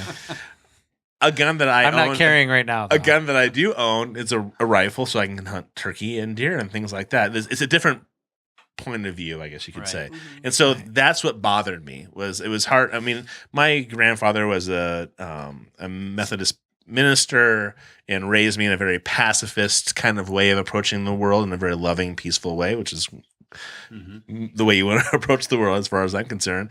And that's how I thought of guns that were made for killing people, right? Kind of a perspective. Right. Okay. And so when he would talk about guns, I would get nervous because I don't like handguns. I don't like assault weapons. I don't like any of that stuff. If somebody has a rifle to shoot and kill an animal they're going to eat, Mm-hmm. Yeah. I'm totally okay with that. And, So it took me a while to kind of acclimate myself to understanding the difference between the two. and to know a little bit of Todd's backstory, like the idea of him wanting to hunt now or learning to hunt now, he was, being a vegetarian and being such a pacifist back in the day, like set aside guns, even if it was bow hunting or trapping an animal, just that the idea of harming any other living thing to him was an atrocious thing. So when he's like, yeah, I'm thinking about learning how to hunt, I'm like, what? This doesn't register, dude. But when you think about buying beef in the store Yeah. or a chicken in Yeah. the store or whatever it is, it's not good for you. Right. Even though it's a pure protein or whatever it is, it's not okay. Right. And I give all props to Joe Rogan because he was the same way. He went hunting for the first time and said, I'm either going to be a vegetarian or I'm going to sustainably hunt for myself, period. Yeah. And so now he everything doesn't I buy eat, any. I'll This is be the first killing. year that is the second year that he's done everything sustainable. He has Right. a moose, a bear, He has 2 or chickens 3 in his deer yard for eggs, and he Oh, buys yeah. nothing from the grocery store We anymore. just got some chickens For your the backyard? eggs. My parents to add onto their farm for eggs. Sweet. I have it written down. I'm totally going to Yeah, contact if you go them. to that products page right there, Okay, you'll hold on a see second. their. Is that you doing a push-up? Go back Probably. a There's page. 2 on there. Go back a page. Can you please? Listen, but let's the stay focused for a JMB second. Cattle Company. Okay. So, but it's not clickable, is it? Yeah, you can go Yeah? to the email. Okay. There Oh, but you can go. email them. Should you get some more tabs open across the top of that screen? Is it your turn now to try and get me? It is, It's 'cause your you- turn. you- You know what? in I'm gonna particular, let you you. mock me 'cause I'm gonna of let that, you. so. I'm gonna let you do it. That's okay. But go to her website and you can just follow what I just did. Mhm. Products JMB Cattle Company. Go back a page. All right, fine. Let's check out Katie. No, I was just curious. Is that No, you? that's not no, me, that's not But her. That's there's not 2 you. other Okay. ones that are me. that on are there. you. Okay. Yeah. I am totally getting hold of JMB. That's awesome. Yeah. My 2 boys are part of the company too. Because What? they The J and the M are Oh. my 2 sons' Well, that's cool. names. That's initials, great. And the B is Awesome. my dad. That's really cool. totes Good. adorbs, as the kids Teaches say them these days. responsibility. Absolutely. So they like the farm. They do. Yeah. Isn't it weird how you guys grew up on a farm? Mhm. And I'm sure we had an author on our show on the podcast. She wrote a book called America's Two-Headed Pig. Okay. She grew up here in northeast Iowa, Mhm. right? Her father was a vet, Still is. still is a vet for farms in the northeast Large Iowa animal vet. area. Mhm. And he brought home a two-headed pig at one point for her because she was going to feed it and try to keep it alive. And she noticed every time she tried to feed one head, the other head would fight really hard to try to get the bottle, right? And what it ended up doing was starving itself because it kept fighting over the bottle and not allowing one of the heads to feed itself. So she wrote this book based on this premise, and she had moved away from Iowa, and when she returned for a visit, she noticed that the farming community was drastically different than when she grew up, where she would drive down a gravel road and each acre was a different type of product, a different plant, instead of now corn, Mhm. soybeans, And she lives in Massachusetts, and she said that they have a huge farming community there, and it's so much smaller than Iowa, but they have a more diverse it's ag- a lot easier to eat ag kind clean of that way. Yeah. Yeah. So if you can want to check out America's Two-Headed Pig, it just reminded me a lot of what you guys are talking about. And then you have the juxtaposition between corn-fed cattle and grass-fed cattle and I'd be very interested to know your father's take on farming. I think it's very interesting because I have family members who farm, and they're very passionate about farming. And when you ever question anything that they could possibly be doing that might be wrong, I mean, it's like telling a new mom, that she's raising her kid wrong. You know, don't tell me how to raise my kid. Don't tell me how to farm my land. Right. You Well, know? what's funny is that my dad just became, I guess, a farmer Recently. 7 years ago. Oh. They don't even live on the land. They still live in the city.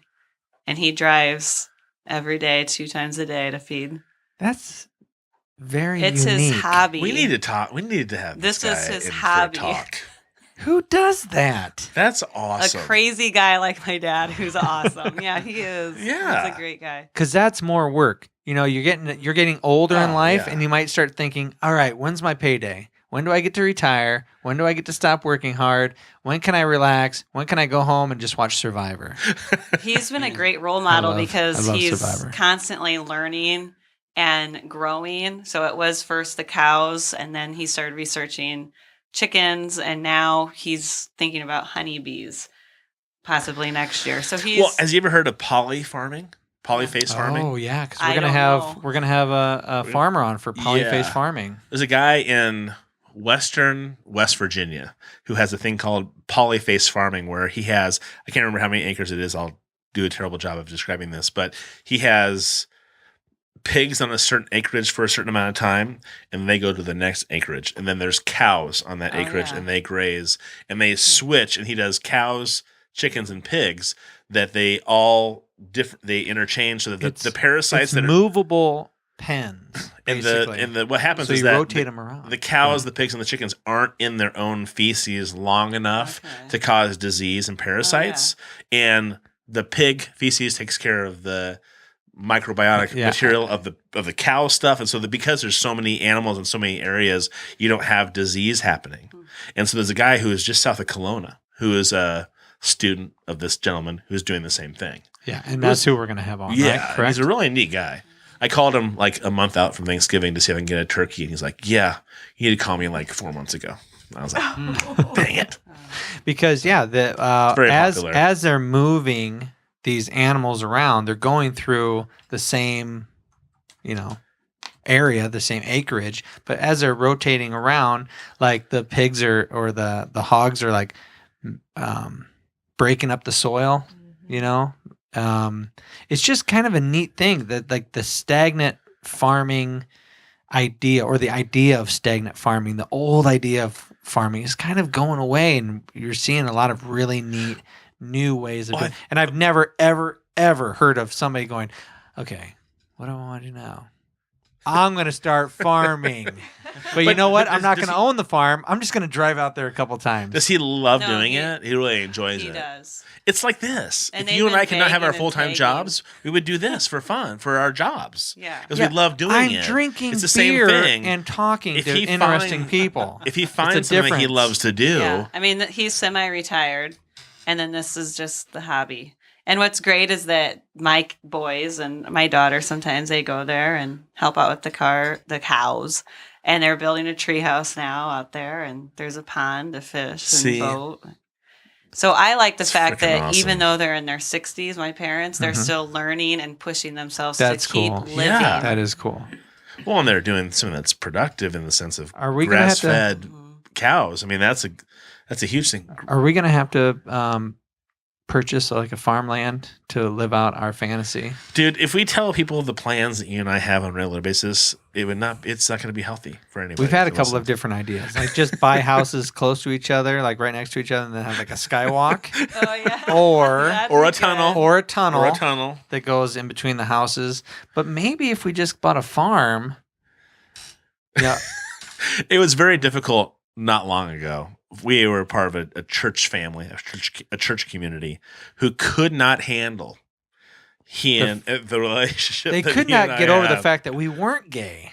They Yeah. couldn't get over that. Yeah. Could they? And I would say things like we would be in a Bible study, and I would say to them, I'd be like, "You don't understand that I could love him. He's one of my favorite people in the entire world. I love him to death. I don't want to have sex with him at all. Thank You can't grasp very that. much. Why is that so difficult? And they would glad you they really clarified had a that. hard time that we were so close and we're so important to each Now- other's lives, but we're not in this relation. That could be a relationship outside of a sexual relationship. I think that's what now, it was. just to emphasize just how weird our friendship is, or how weird they probably saw it as, that was 14 years ago. Yeah. We ran into somebody who was in our Bible study just the other day, and of course, we're together. So, I realized this before he did. right, I couldn't. I'm like, I know her. Where do I know her from? But I didn't say that. Obviously, I played it off. I played it cool, like, oh hey, how's it going? But then when we left, we get in the car. And I go, dude, who was she again? She was in our Bible study group. Do you remember that? I'm like, oh. Now I just started like replaying the whole conversation. There was like a thought bubble that I put above her head, thinking they are gay. How could they still be No. together? For the love of God, you see one, you see both. That's just the way it is. Oh, it's just the way it is. It's the way it goes. Okay, so real quickly, Katie, what would you like? Quick tips besides obviously you want people to come and hire you as a trainer. How is your schedule like that? Are you taking new people or are you booked right now? I'm pretty booked. And actually, what I'm doing is transitioning from more one-on-one to small group boot camps. So these are 5 to 10 people. Mm-hmm. And I have opens for 5:45, 6:45, 9:30, 10:30 a.m. I was going to say, I want to hear a PM or AM. And then the PMs are 4:45, 5:45, and 7. Okay. And if somebody, let's just say somebody lives outside of Cedar Rapids, they can't possibly use you as a trainer. What would you suggest to people? Like, these are the top 3 things that I would suggest you do to get you on the right track to seeing your dream fulfilled of being healthier.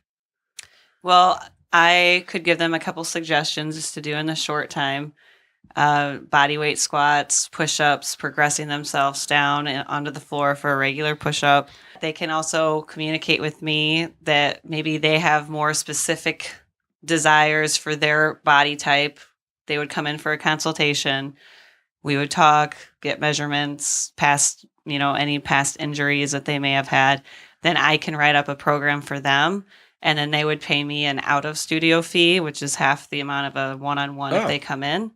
And then I would just be doing basically an online training. We could meet monthly, Skype, talk weekly, and then I would be via emailing their schedules. So you don't necessarily have to come see No. you Mm-mm. for you to be instrumental. That's right. Oh, look at that.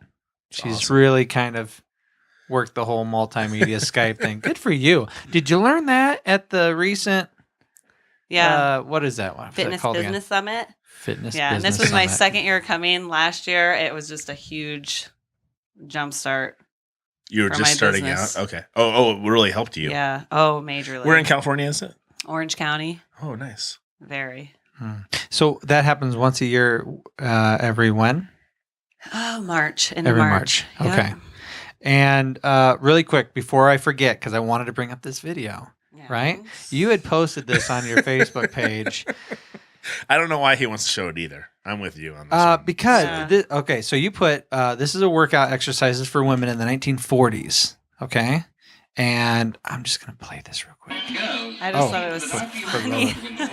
Okay, now it is funny. You're right. It's ridiculous in the idea that this is actual exercise, that this is going to keep you in great shape. But I would argue a point, madame. Isn't this a lot like foam rolling? Isn't this a lot Yeah, like... there was someone that commented on that. Oh, really? And that's true, Because some of it, yeah. some of it looks like foam rolling. Yeah. Another thing looks like these women are And if this you're- is like an ancient vibrator. If you're going over that, if you're going over that crazy roller thing, I'm just looking at I'm that. assuming See? that you're like isometrically trying to hold yourself together so you can stay balanced. So I mean, there were parts of that I was going, okay. I mean, if I'm holding on to a thing that's rolling underneath me, I'd have to kind of hold myself together, and I would be engaging my core. Obviously, the rolling on my tummy is not going to do anything, but I would be doing an isometric exercise, right? Right. And isn't there also a fear? I mean, you see that video, but there was like a fear. There's a deep fear of women working out and thinking, oh, if I work out, I'm going to get big like a dude, right? Mhm. I'm not going to be feminine if I hit the weights. Yeah. That's still a pretty consistent fear for Sure. women, right? Mhm. Yeah. So how do you put ladies fears at ease when it comes to that? Well, that's interesting because just this last week I've had some of these discussions with some of the women because they'll grab, 3 5-pound dumbbells. Mm-hmm. And with one of my group training, I did the workout with them, led them in the workout. And I was grabbing 30-pound dumbbells, 45, and they were just shocked. And I just explained to them, okay, you can still look feminine, but lift heavy. And the main thing is we want to lift heavy to gain the muscle mass that's going to burn the calories and rev up that metabolism. So it's just educating them because like that video, we as women, we think, again, back to the commercial and all the, the food and believing that milk and all these things that we're so narrow-minded and just kind of take the blinders off and look around. Not all guys. It's not just guys lifting weights, Right. but it's just a matter of being educated and learning. And that's what I want to do in all areas. Well, I think the educated part is the big piece because, like, I'm a huge CrossFit fan. And so I was watching the CrossFit games because they're coming out. The Opens have been done for a while and they're going to have the games here pretty soon. And my wife will show me a picture and go, look at her. She can't wear normal pants. I mean, And I would say, why would you ever want to put pants on her? but for lack of a better term, they really are physically, they're not, I hate to put this in the bad way. It's not a bad way. They're not very feminine to me. They're not very feminine at all. They're not the They're lifting- stereotypical No, but they're 100-pound. If they're CrossFitters, I mean, even the 135-pound women that are doing CrossFit that are 135, 150 pounds have really big thighs, really muscular and strong, which I think is very attractive. But so, I mean, I wonder how that applies. I mean, so do you want to stick with the low weights? Because, I have women at the gym that I work out that I'm like, oh my God, I can't believe she can squat more than I can, or she can clean and jerk a ton more than I can, kind of thing. And her legs are like mine, but I'm a guy, which has more muscle mass than women on average. But I mean, I wonder, is there a way to work out that will lessen that? Because again, I'll use my wife as an example. She's like, I don't want to be like that. And I was like, well, then you have to do lower reps and lower weight, or higher weight, higher reps, weight, right? You're interrupting. Is that the stereotype? Is that the? It's lower weight, higher reps. Mhm. It would keep you leaner and stronger in that sense, right? Mhm. Okay. So, and also it's based on the individual, are they wanting to get big good point. and bulky? Sure, and strong. And also it's also how much you eat because you have to eat more to hold that kind of muscle.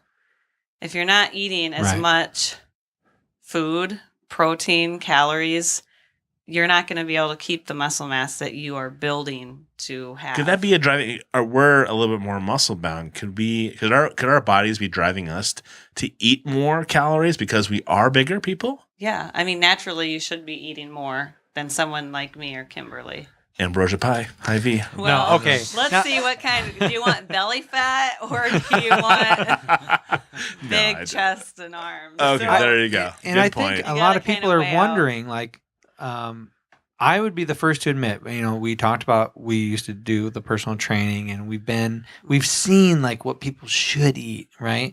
But when I make myself a plate of food, it's almost like I have, what's the disease where you don't see yourself properly, and generally women are like the binging and purging, and they get down Body like, morphism kind of thing. is that it? When they look in the mirror and they don't see really what they truly look like, they Yeah. think that they still need to lose weight, and they're like 85 pounds. Yeah.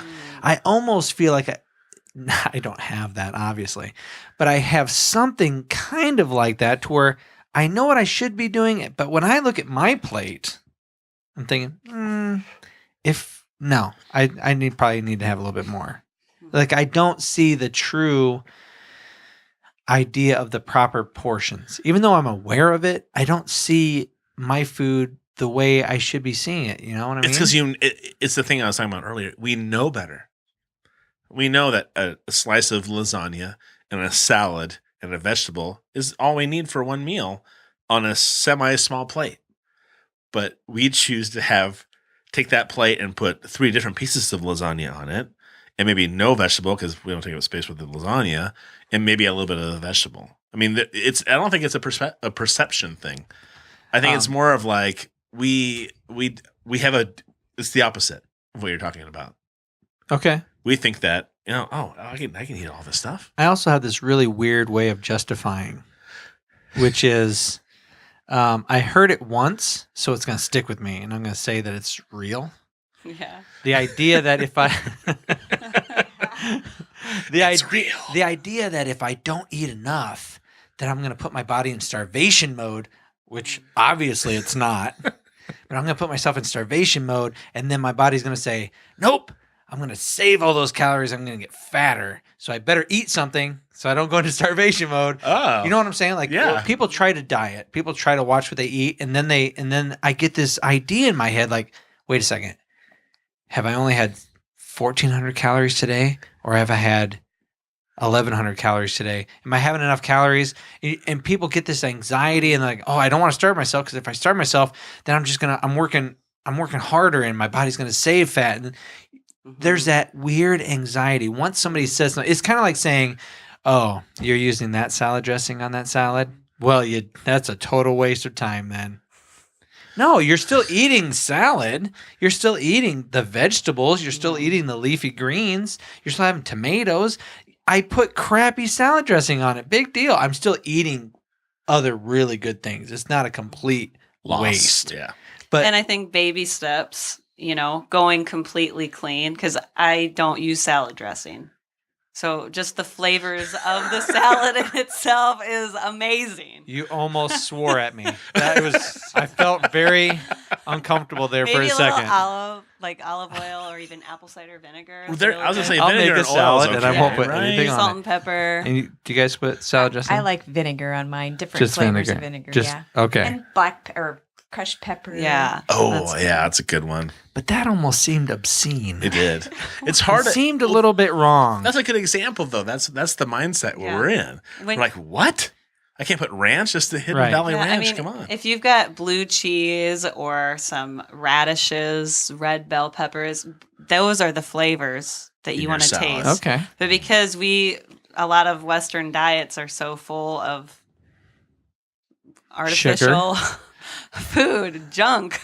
It's not real food. It's made in Right. factories, our taste buds get tricked. And then when we are then eating the real whole foods, Do you ever feel like I am fighting an uphill battle?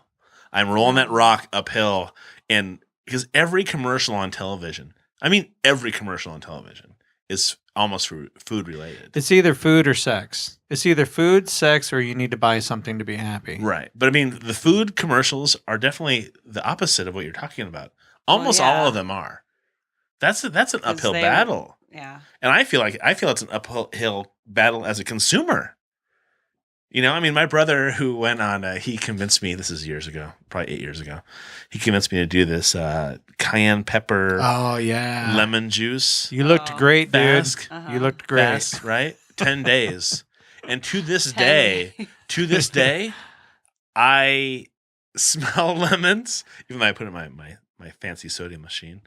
I smell lemons or I smell cayenne. It takes me back there because I dropped 25 pounds in a 10-day period. So that's all you did for That's 10 days? all I Yeah. ate was cayenne, lemon I- juice, and yeah. honey. That's it. And we watched Fat, Sick, and Nearly Dead. Have you seen that documentary? No, That's it's not. awesome. It's a with great Joe documentary. Frost. It's a great documentary. It talks about how this guy comes over from Australia and he's going to go from one coast to the other in the United States and juice. He's going to have nothing but he's not going to chew anything. Oh, He's going to okay. juice everything. Right? And only like farmers markets kind of locally farm vegetables and stuff like that. Right. And he is spending hundreds of dollars a month on medicine and prescription medication. He has like 10 medicines. He has a skin condition. If you touched his skin, he'd have a rash instantaneously on his skin. Like it was like any chemical. He had a horrible chemical imbalance on his skin. And he said it felt like mosquitoes biting him, right? If you touched his skin. Horrible. Yeah, horrible. But he does this thing and he meets two people while he's on the road. One person he met in New York, a lady, and she was from Iowa, right? The other guy he meets in Arizona, trucker from Iowa. You have it reversed. The trucker is What? from Iowa, and he took Yeah, they're both from Iowa. the guy who was the truck. You said Arizona. Yeah, he met him in Arizona, but he's from Iowa. He Oh. was a trucker, but he I'm- ran into him in Arizona. I'm sorry. Go ahead. Oh, Jesus. Anyway, Sorry. so he challenges them. He's like, Mhm. just do a 10-day this lean green juicing thing, right? And he said, for the trucker specifically, he said, take some vacation. I'm going to set you up in a hotel, Spirit Lake, Spirit Lake. Iowa. I'm going to get you the juicer, and this is what you need to do. And I'm going to support you for 10 days. And the guy did it for 10 days, stayed there. And then he had this epiphany. He's like, okay, again, my environment is not conducive to me losing weight. Me being a trucker only makes me want to eat and have a horrible diet. And then I sit all day long. His stomach was bumping into the steering wheel of his truck. So he almost couldn't steer his truck Right. anymore. It was, So he stayed there and then he continued on doing this. So when he says he did a 10-day fast, my wife and I also did this mean green Oh yeah. fast. Yeah. I did it for only 9 days. She did it for 10 days. I came home from work. She had spaghetti and garlic bread and everything. And I'm like, I'm done. I'm done. Just give me some of all that. Just give me all of that. But both of us had lost like 10 or 14 pounds in a 10-day period. And it's that yo-yoing. It's those unrealistic expectations that a lot of people run into. You see a documentary like that and like, oh, I'm going to try it. And yeah, it reprogrammed my taste buds, very quickly. I was thinking clearer. I would be sitting at work and I had this idea like, I eat a lot. I don't really need to eat that much. Look at this. I'm having these 3 drinks throughout the day. That's it. I feel very full. I don't feel like I need to eat a bunch of crap right now because I'm doing this. Yeah. The lemon and the different vegetables that I had in the juice Mhm. is taking care of that sweet Mm. need that I have. and I even felt like when I was doing the same kind of juicing cleanse kind of thing, I felt like euphoric. Right. And I was Yeah. like, I don't think I'm euphoric. I think I'm just not eating anything that like Is holding your mental processes yeah, back. like thinking clearly. Those kind of things you were talking about earlier is that I felt euphoric because I was like, oh, I feel like almost like liberated in a way of what I was eating before, which is just clogs everything up, my mental, everything else. So Real quickly, I was going to ask you, Katie, how do you deal with, or do you even give it a second thought? Maybe you don't. YouTube. There's a huge movement on YouTube where people feel like they don't need a personal trainer, that they just go to YouTube and they watch these personal trainers on YouTube, and hey, those people will hold me accountable. There's different really popular ones like Mhm. Buff Dudes, Athlean X. I actually purchased the Athlean X program, but I'll let you answer this, but I'm going to throw my own perspective on it real quick. I liked what he was saying, and I think what he's saying is has a lot of knowledge base, and it makes a lot of sense. But what it doesn't give me is him. Mhm. What it doesn't give me is the motivation to have somebody say, okay, your form is just a little off. Yeah. When you're doing squats, your knees are going way out over your ankles. Maybe I know sounds horrible, and I actually used to tell people this. When you do a squat, think of a porn star. Oh. Okay? Just shove your ass back. Just pop it back there, okay? Just think of it as a porno pose.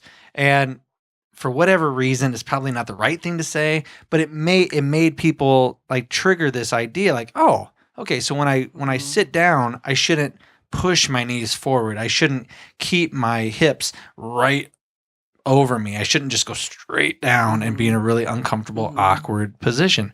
Push your butt back, keep your chest up and present.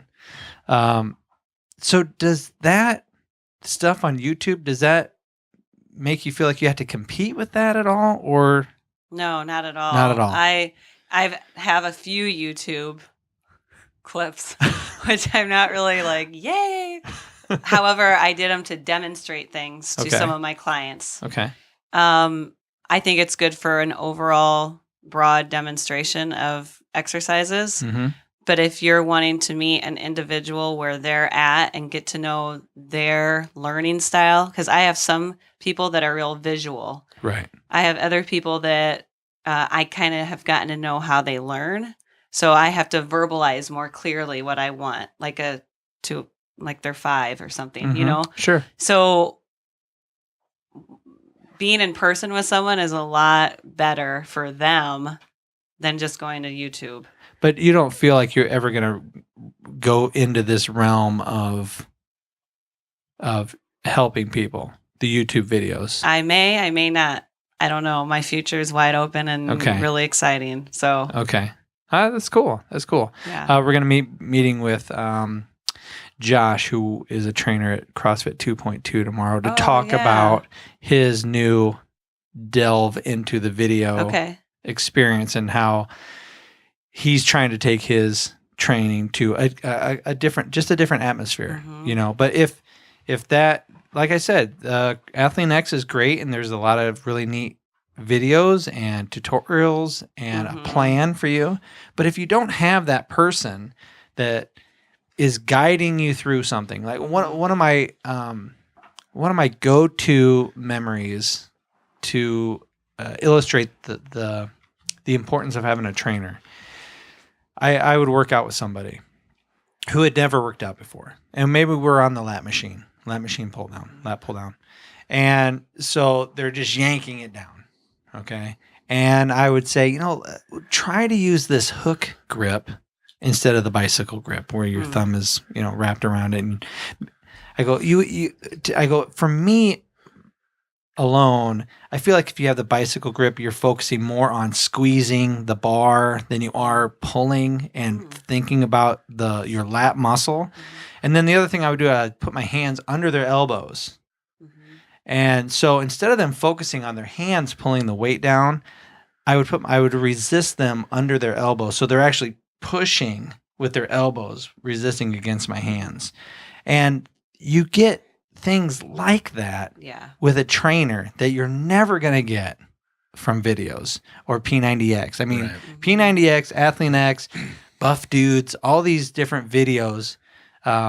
Richard Simmons, all those guys have done huge things for a lot of people, have motivated people to be more active. But there is an ingredient that you don't get. And I also think it has a lot to do with personality type as well, because some people are very motivated naturally and they can download workouts and like be hardcore in the gym and follow it plan by plan and know that they have to move reps up or weight up to see improvement. Mm-hmm. But there's also people that don't have that knowledge, that maybe they're going to do the exact same workout for a year at 12 reps at 25 pounds. Mm-hmm. They're not going to see improvement, or they'll do it for a couple weeks and then stop because no one's holding them accountable. So I think a lot of it's knowledge, knowing your own personality. Am I motivated enough to get into the gym and do this? Do I know how to improve myself over time? Or am I just getting onto these YouTube videos or buying this workout program knowing that there's a possibility that I'll either stop doing it in a few months or you won't see results because you don't know how to increase. Right. And that accountability is huge. He talked about resistance. I used to put my hands on the muscle groups that they used. Oh, yeah. So That's I want good. you to start pulling down with your back, and I would Yeah. hold on to their lats, and just so they could feel the engagement of those muscles. That was a big thing for me. And so I have my hands on. If they're doing pull downs, and I want them Right. on the shoulders. You put your hands on their Because shoulders. you could say it. Because You could feel it. verbalize. Use your lats. Well, what's my lats? This right here. This area right here. It's okay if I touch you right. Okay, these areas right here. Yeah, we always okayed that part. That was important. Yeah, because generally they were young ladies. But that's neither here No, nor there. they were.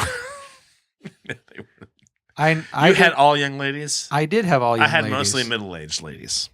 Okay, well, I had young ladies. Good for You were selling. Good for you. You were selling it wrong. I'm just So saying. I want to ask Kimberly and Mark really quick. I think that essential oils can help with, it's more of a lifelong way of doing things instead of like, trying to take care of the problem that's happening at that moment. I struggle with allergies when summer hits or the spring hits, when the trees start blooming. Holy mackerel, do my allergies go into overload? And I used to have terrible hay fever as a kid too. I started eating somewhat better, and drinking a lot of water, and it seemed like it helped quite a bit. Do you hear from more people during allergy season when for essential oils to help kind of cleanse things and get things cleaned out, or the people who approach you the most, what do you usually hear about? I don't know if we hear more from people during allergy season, because there's, so many things, so many ailments. And we've been doing it. Well, Kimberly started, it's been over 2 years. So people know that we're into it. And, Sure. People just finally get fed up, it seems like, with the normal system and the pharmaceuticals, and this isn't working. Right. Is there something? And that's where people need to be. They need to be to that point where they're ready for something different. Searching for something new. Right, because it is a lifestyle change. And even us, when we started using the oils, we'd have something going on and we'd have the oils here, but we'd head to the cupboard for a pill. And finally, we're like, what are we doing? Reactionary kind of thing. Yeah, Sure. because that's what we were used to doing. But yeah, it's, allergy season is big, and there's a lot of people that deal with allergies. Mhm. But like Kimberly was saying, cleaning up your diet, a lot of water is good. How about neti pots? Neti Yes. pots. Neti Yep. I Pots. love neti pot. Absolutely. I love my neti pot. I Yep. love it. It's Yep. awkward and weird, Yep. to be it is. honest. and you should But- probably do it in the shower. That's like the best place. I do it in the I don't- shower. I don't do mine in the shower, but to me, it's more of like using lukewarm water instead of cold water.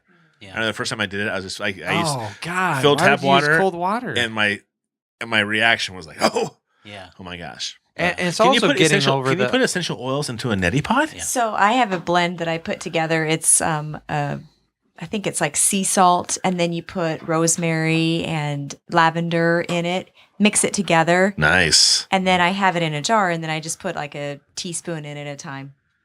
into Really? a neti pot. Yes. Yes. And you put that through your Yes. nose. Okay, I only say that like in a really nervous tone because at one point in time, my first wife was really preoccupied with my nose hairs, and she liked God, where is this? she going? liked to what is it called? Wow, she liked to wax me. Like she didn't like extra hair. Like let me wax your eyebrows. Let me And this is why you have no hair. yeah. He's been waxed to death. So I thought one day, okay, so we had this wax stuff at home, and she just made me wax my eyebrows. You know what? She's always freaked out about the whole nose hair thing. I'm gonna put this scented. Are you kidding me? Listen.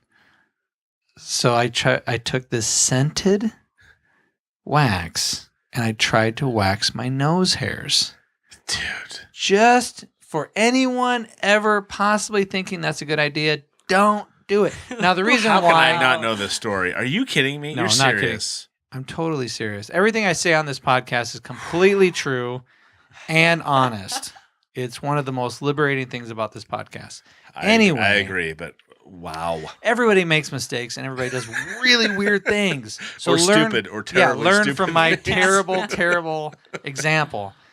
So the reason why you were saying that stuff, and we're talking about neti pots, and if you don't know what a neti pot is, it looks like a teapot. You fill with water and this other stuff, and you rinse out your nasal passage. Sinuses. Right. So if you don't know what a neti pot is, check that out. You can YouTube it. It's actually kind of Figure cool it out. because to think that you can put water in one side of your nostril and it comes out the other. Right. It's kind but of like, to put oh, in that's kinda cool. I didn't rosemary know that and even other happened. things, like I smelled vanilla for like a week straight when I tried to, because I put that stuff up my nose.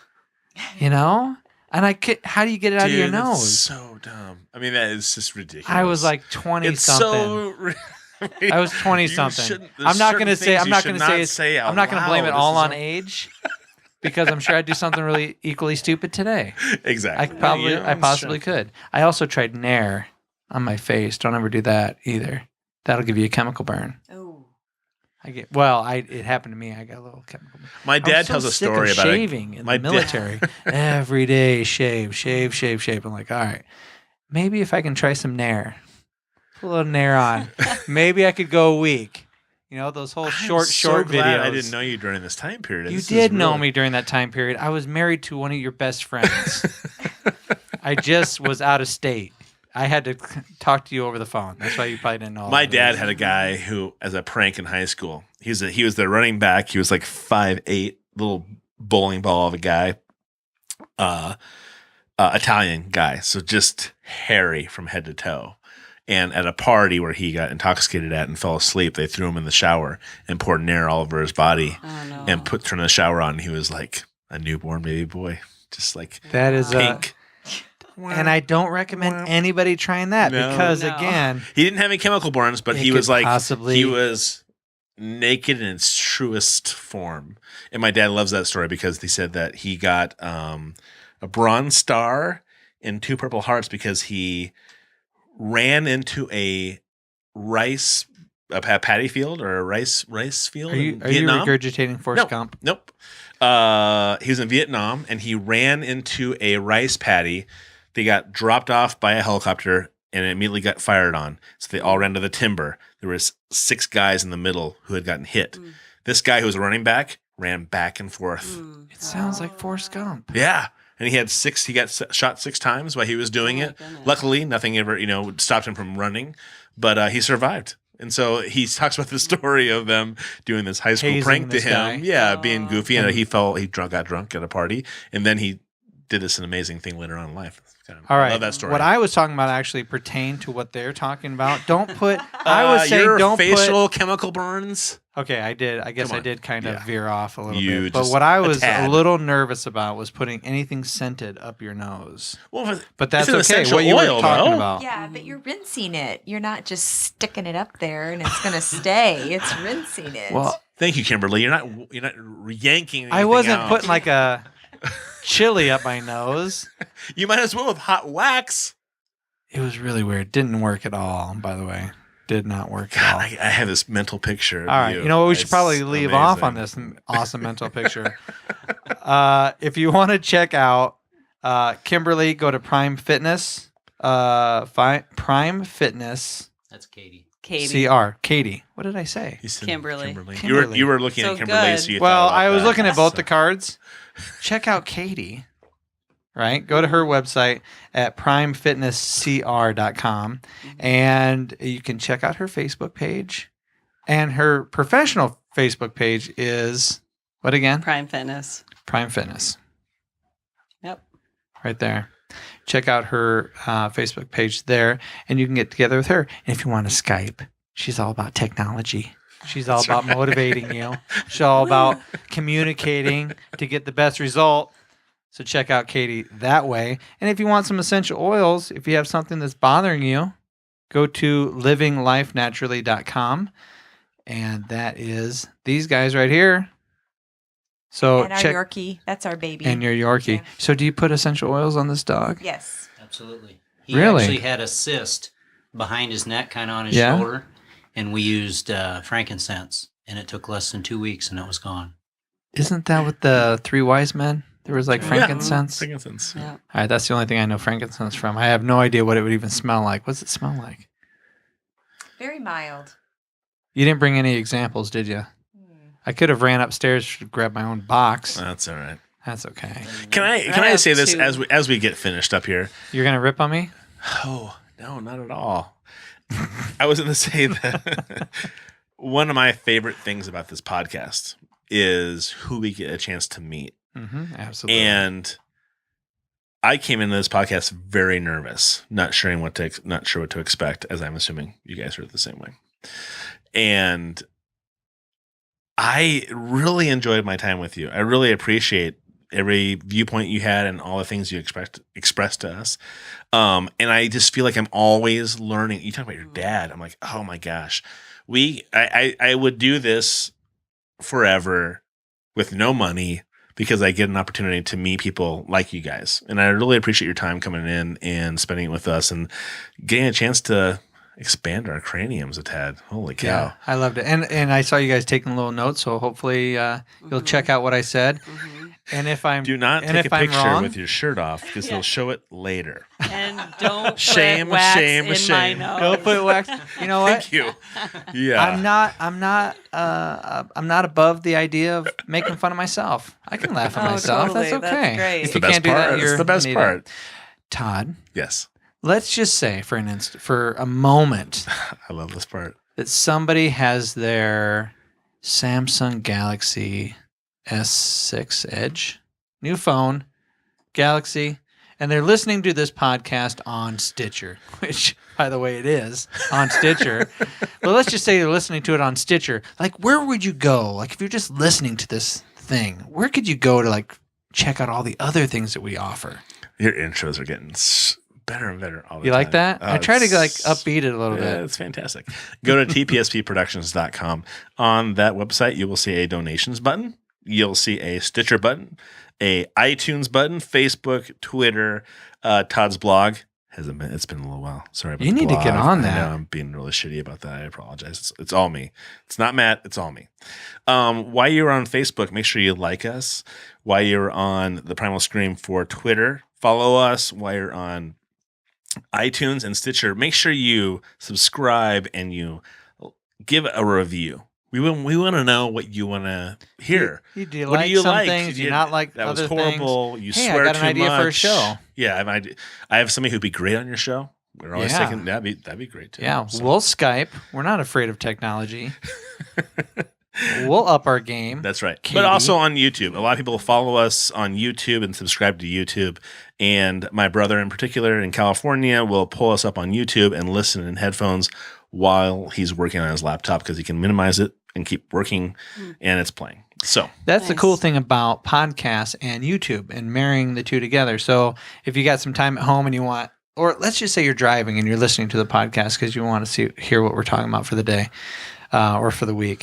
And you're like, hey, that's really interesting. The guest they have on sounds really cool. I've never heard of sacred geometry. What is that all about? Yeah. Because we had a guy on, Richard Moritz. all about sacred geometry. It's very fascinating. I was very hyped up about that. I love that whole. And I that wasn't whole very arena. aware of it, but I drove to Chicago last week and I was like, wow, I can't just sit here and drive and the radio drives me crazy. So I listened to the podcast that we did with him and I got so much more from it after listening to what he had to say. It was kind of nice. Yeah. So if you're listening to the show and you're like, I really want to know what Katie looks like, so I could Facebook stalk her. See her Don't flex do in the that. beginning. Yeah, look at her flex at the beginning. Yeah. I want to know what Mark and Kimberly look like because maybe I'm going to run into them on the street in Cedar Rapids and say, hey, I would like some essential oils. You can go. You could go to YouTube, type in the Primal Scream podcast. One of our videos will pop up. Click on Matt and Todd. That's our page. And you can check out all those things and leave a comment if you like it, dislike it, whatever. We love comments. all those Please things. comment. Thanks again to Lori Moritz with Sweet Raw Joy, who we enjoyed very much today. She's so sweet. Desserts to live for. Go ahead and order those through her catalog, through her website. They will be delivered to you. Why raw? If you have that question, why raw? Click on it. She'll tell you. Why raw? Why would anybody want to eat raw food? Awesome. Right? It's Yeah, great. it was good. And if you want an entertainer, a comedian, if you want something for a corporate event, go to usaentertainmentagency.com. Jeff Johnson. Get with Jeff Johnson. We love He's you, an dude. he's a great guy. He's a just great so guy. here's the other thing. You want something quality, go to Jeff Johnson. You want to work with somebody who is a great person, morally, ethically decent, go to Jeff Johnson. USAEntertainmentAgency.com. Check them out. Is that it? Oh, sauce hockey. Yeah. Right? On the back of Todd's hat, sauce hockey. I love that hat. And on the front of my shirt. It's weird. It doesn't say sauce hockey. It just has this thing. You are an ace, but the circle But I have is no the middle idea of the what this hockey. means. The middle of 'Cause I'm not a hockey the middle of the aficionado. circle is the middle of the hockey rink, and an ace player. You know what that means? Really? Yes. Are you just pulled it out of your rear, didn't you? No. You're guessing at Nope. the definition of the shirt. No. No. I know exactly what I'm talking about. He He is a family member. Hello. I know who it is. You know what? You shouldn't say that because then it takes away from the validity of somebody wanting to sponsor us.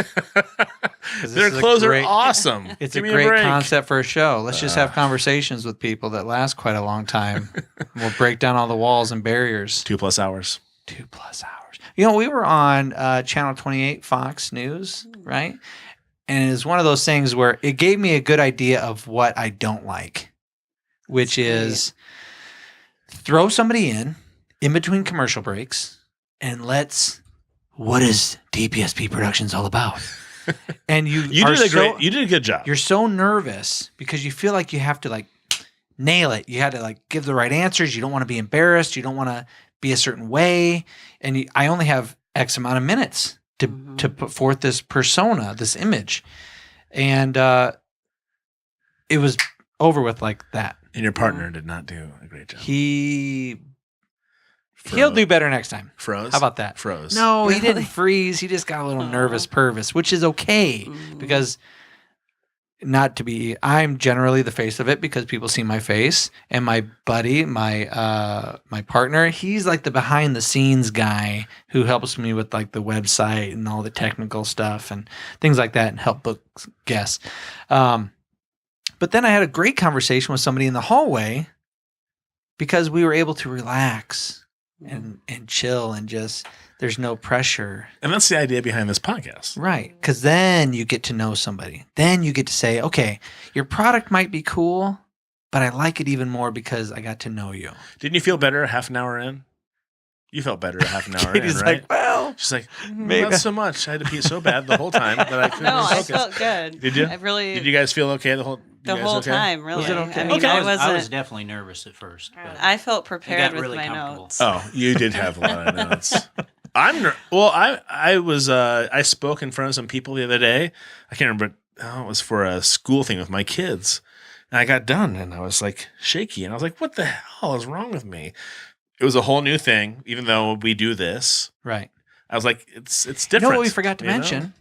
The Metro Project. Oh, yeah. Metro High School is putting on a special thing that we're helping with. We're going to Metro every now and then.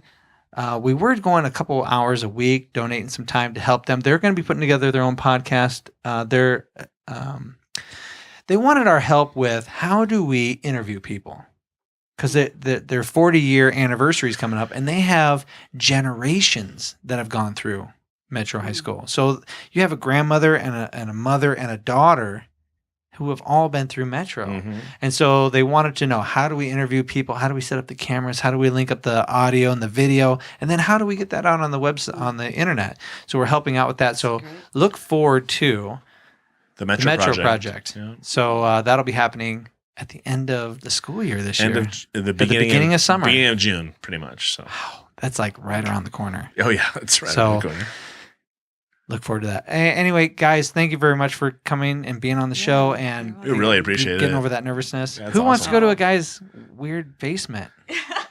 It's I a do. little nerve-wracking. I love it. I love it here. I always think when we invite, especially ladies, whenever we invite people, I'm always like, oh, do I want to go to a dude's basement?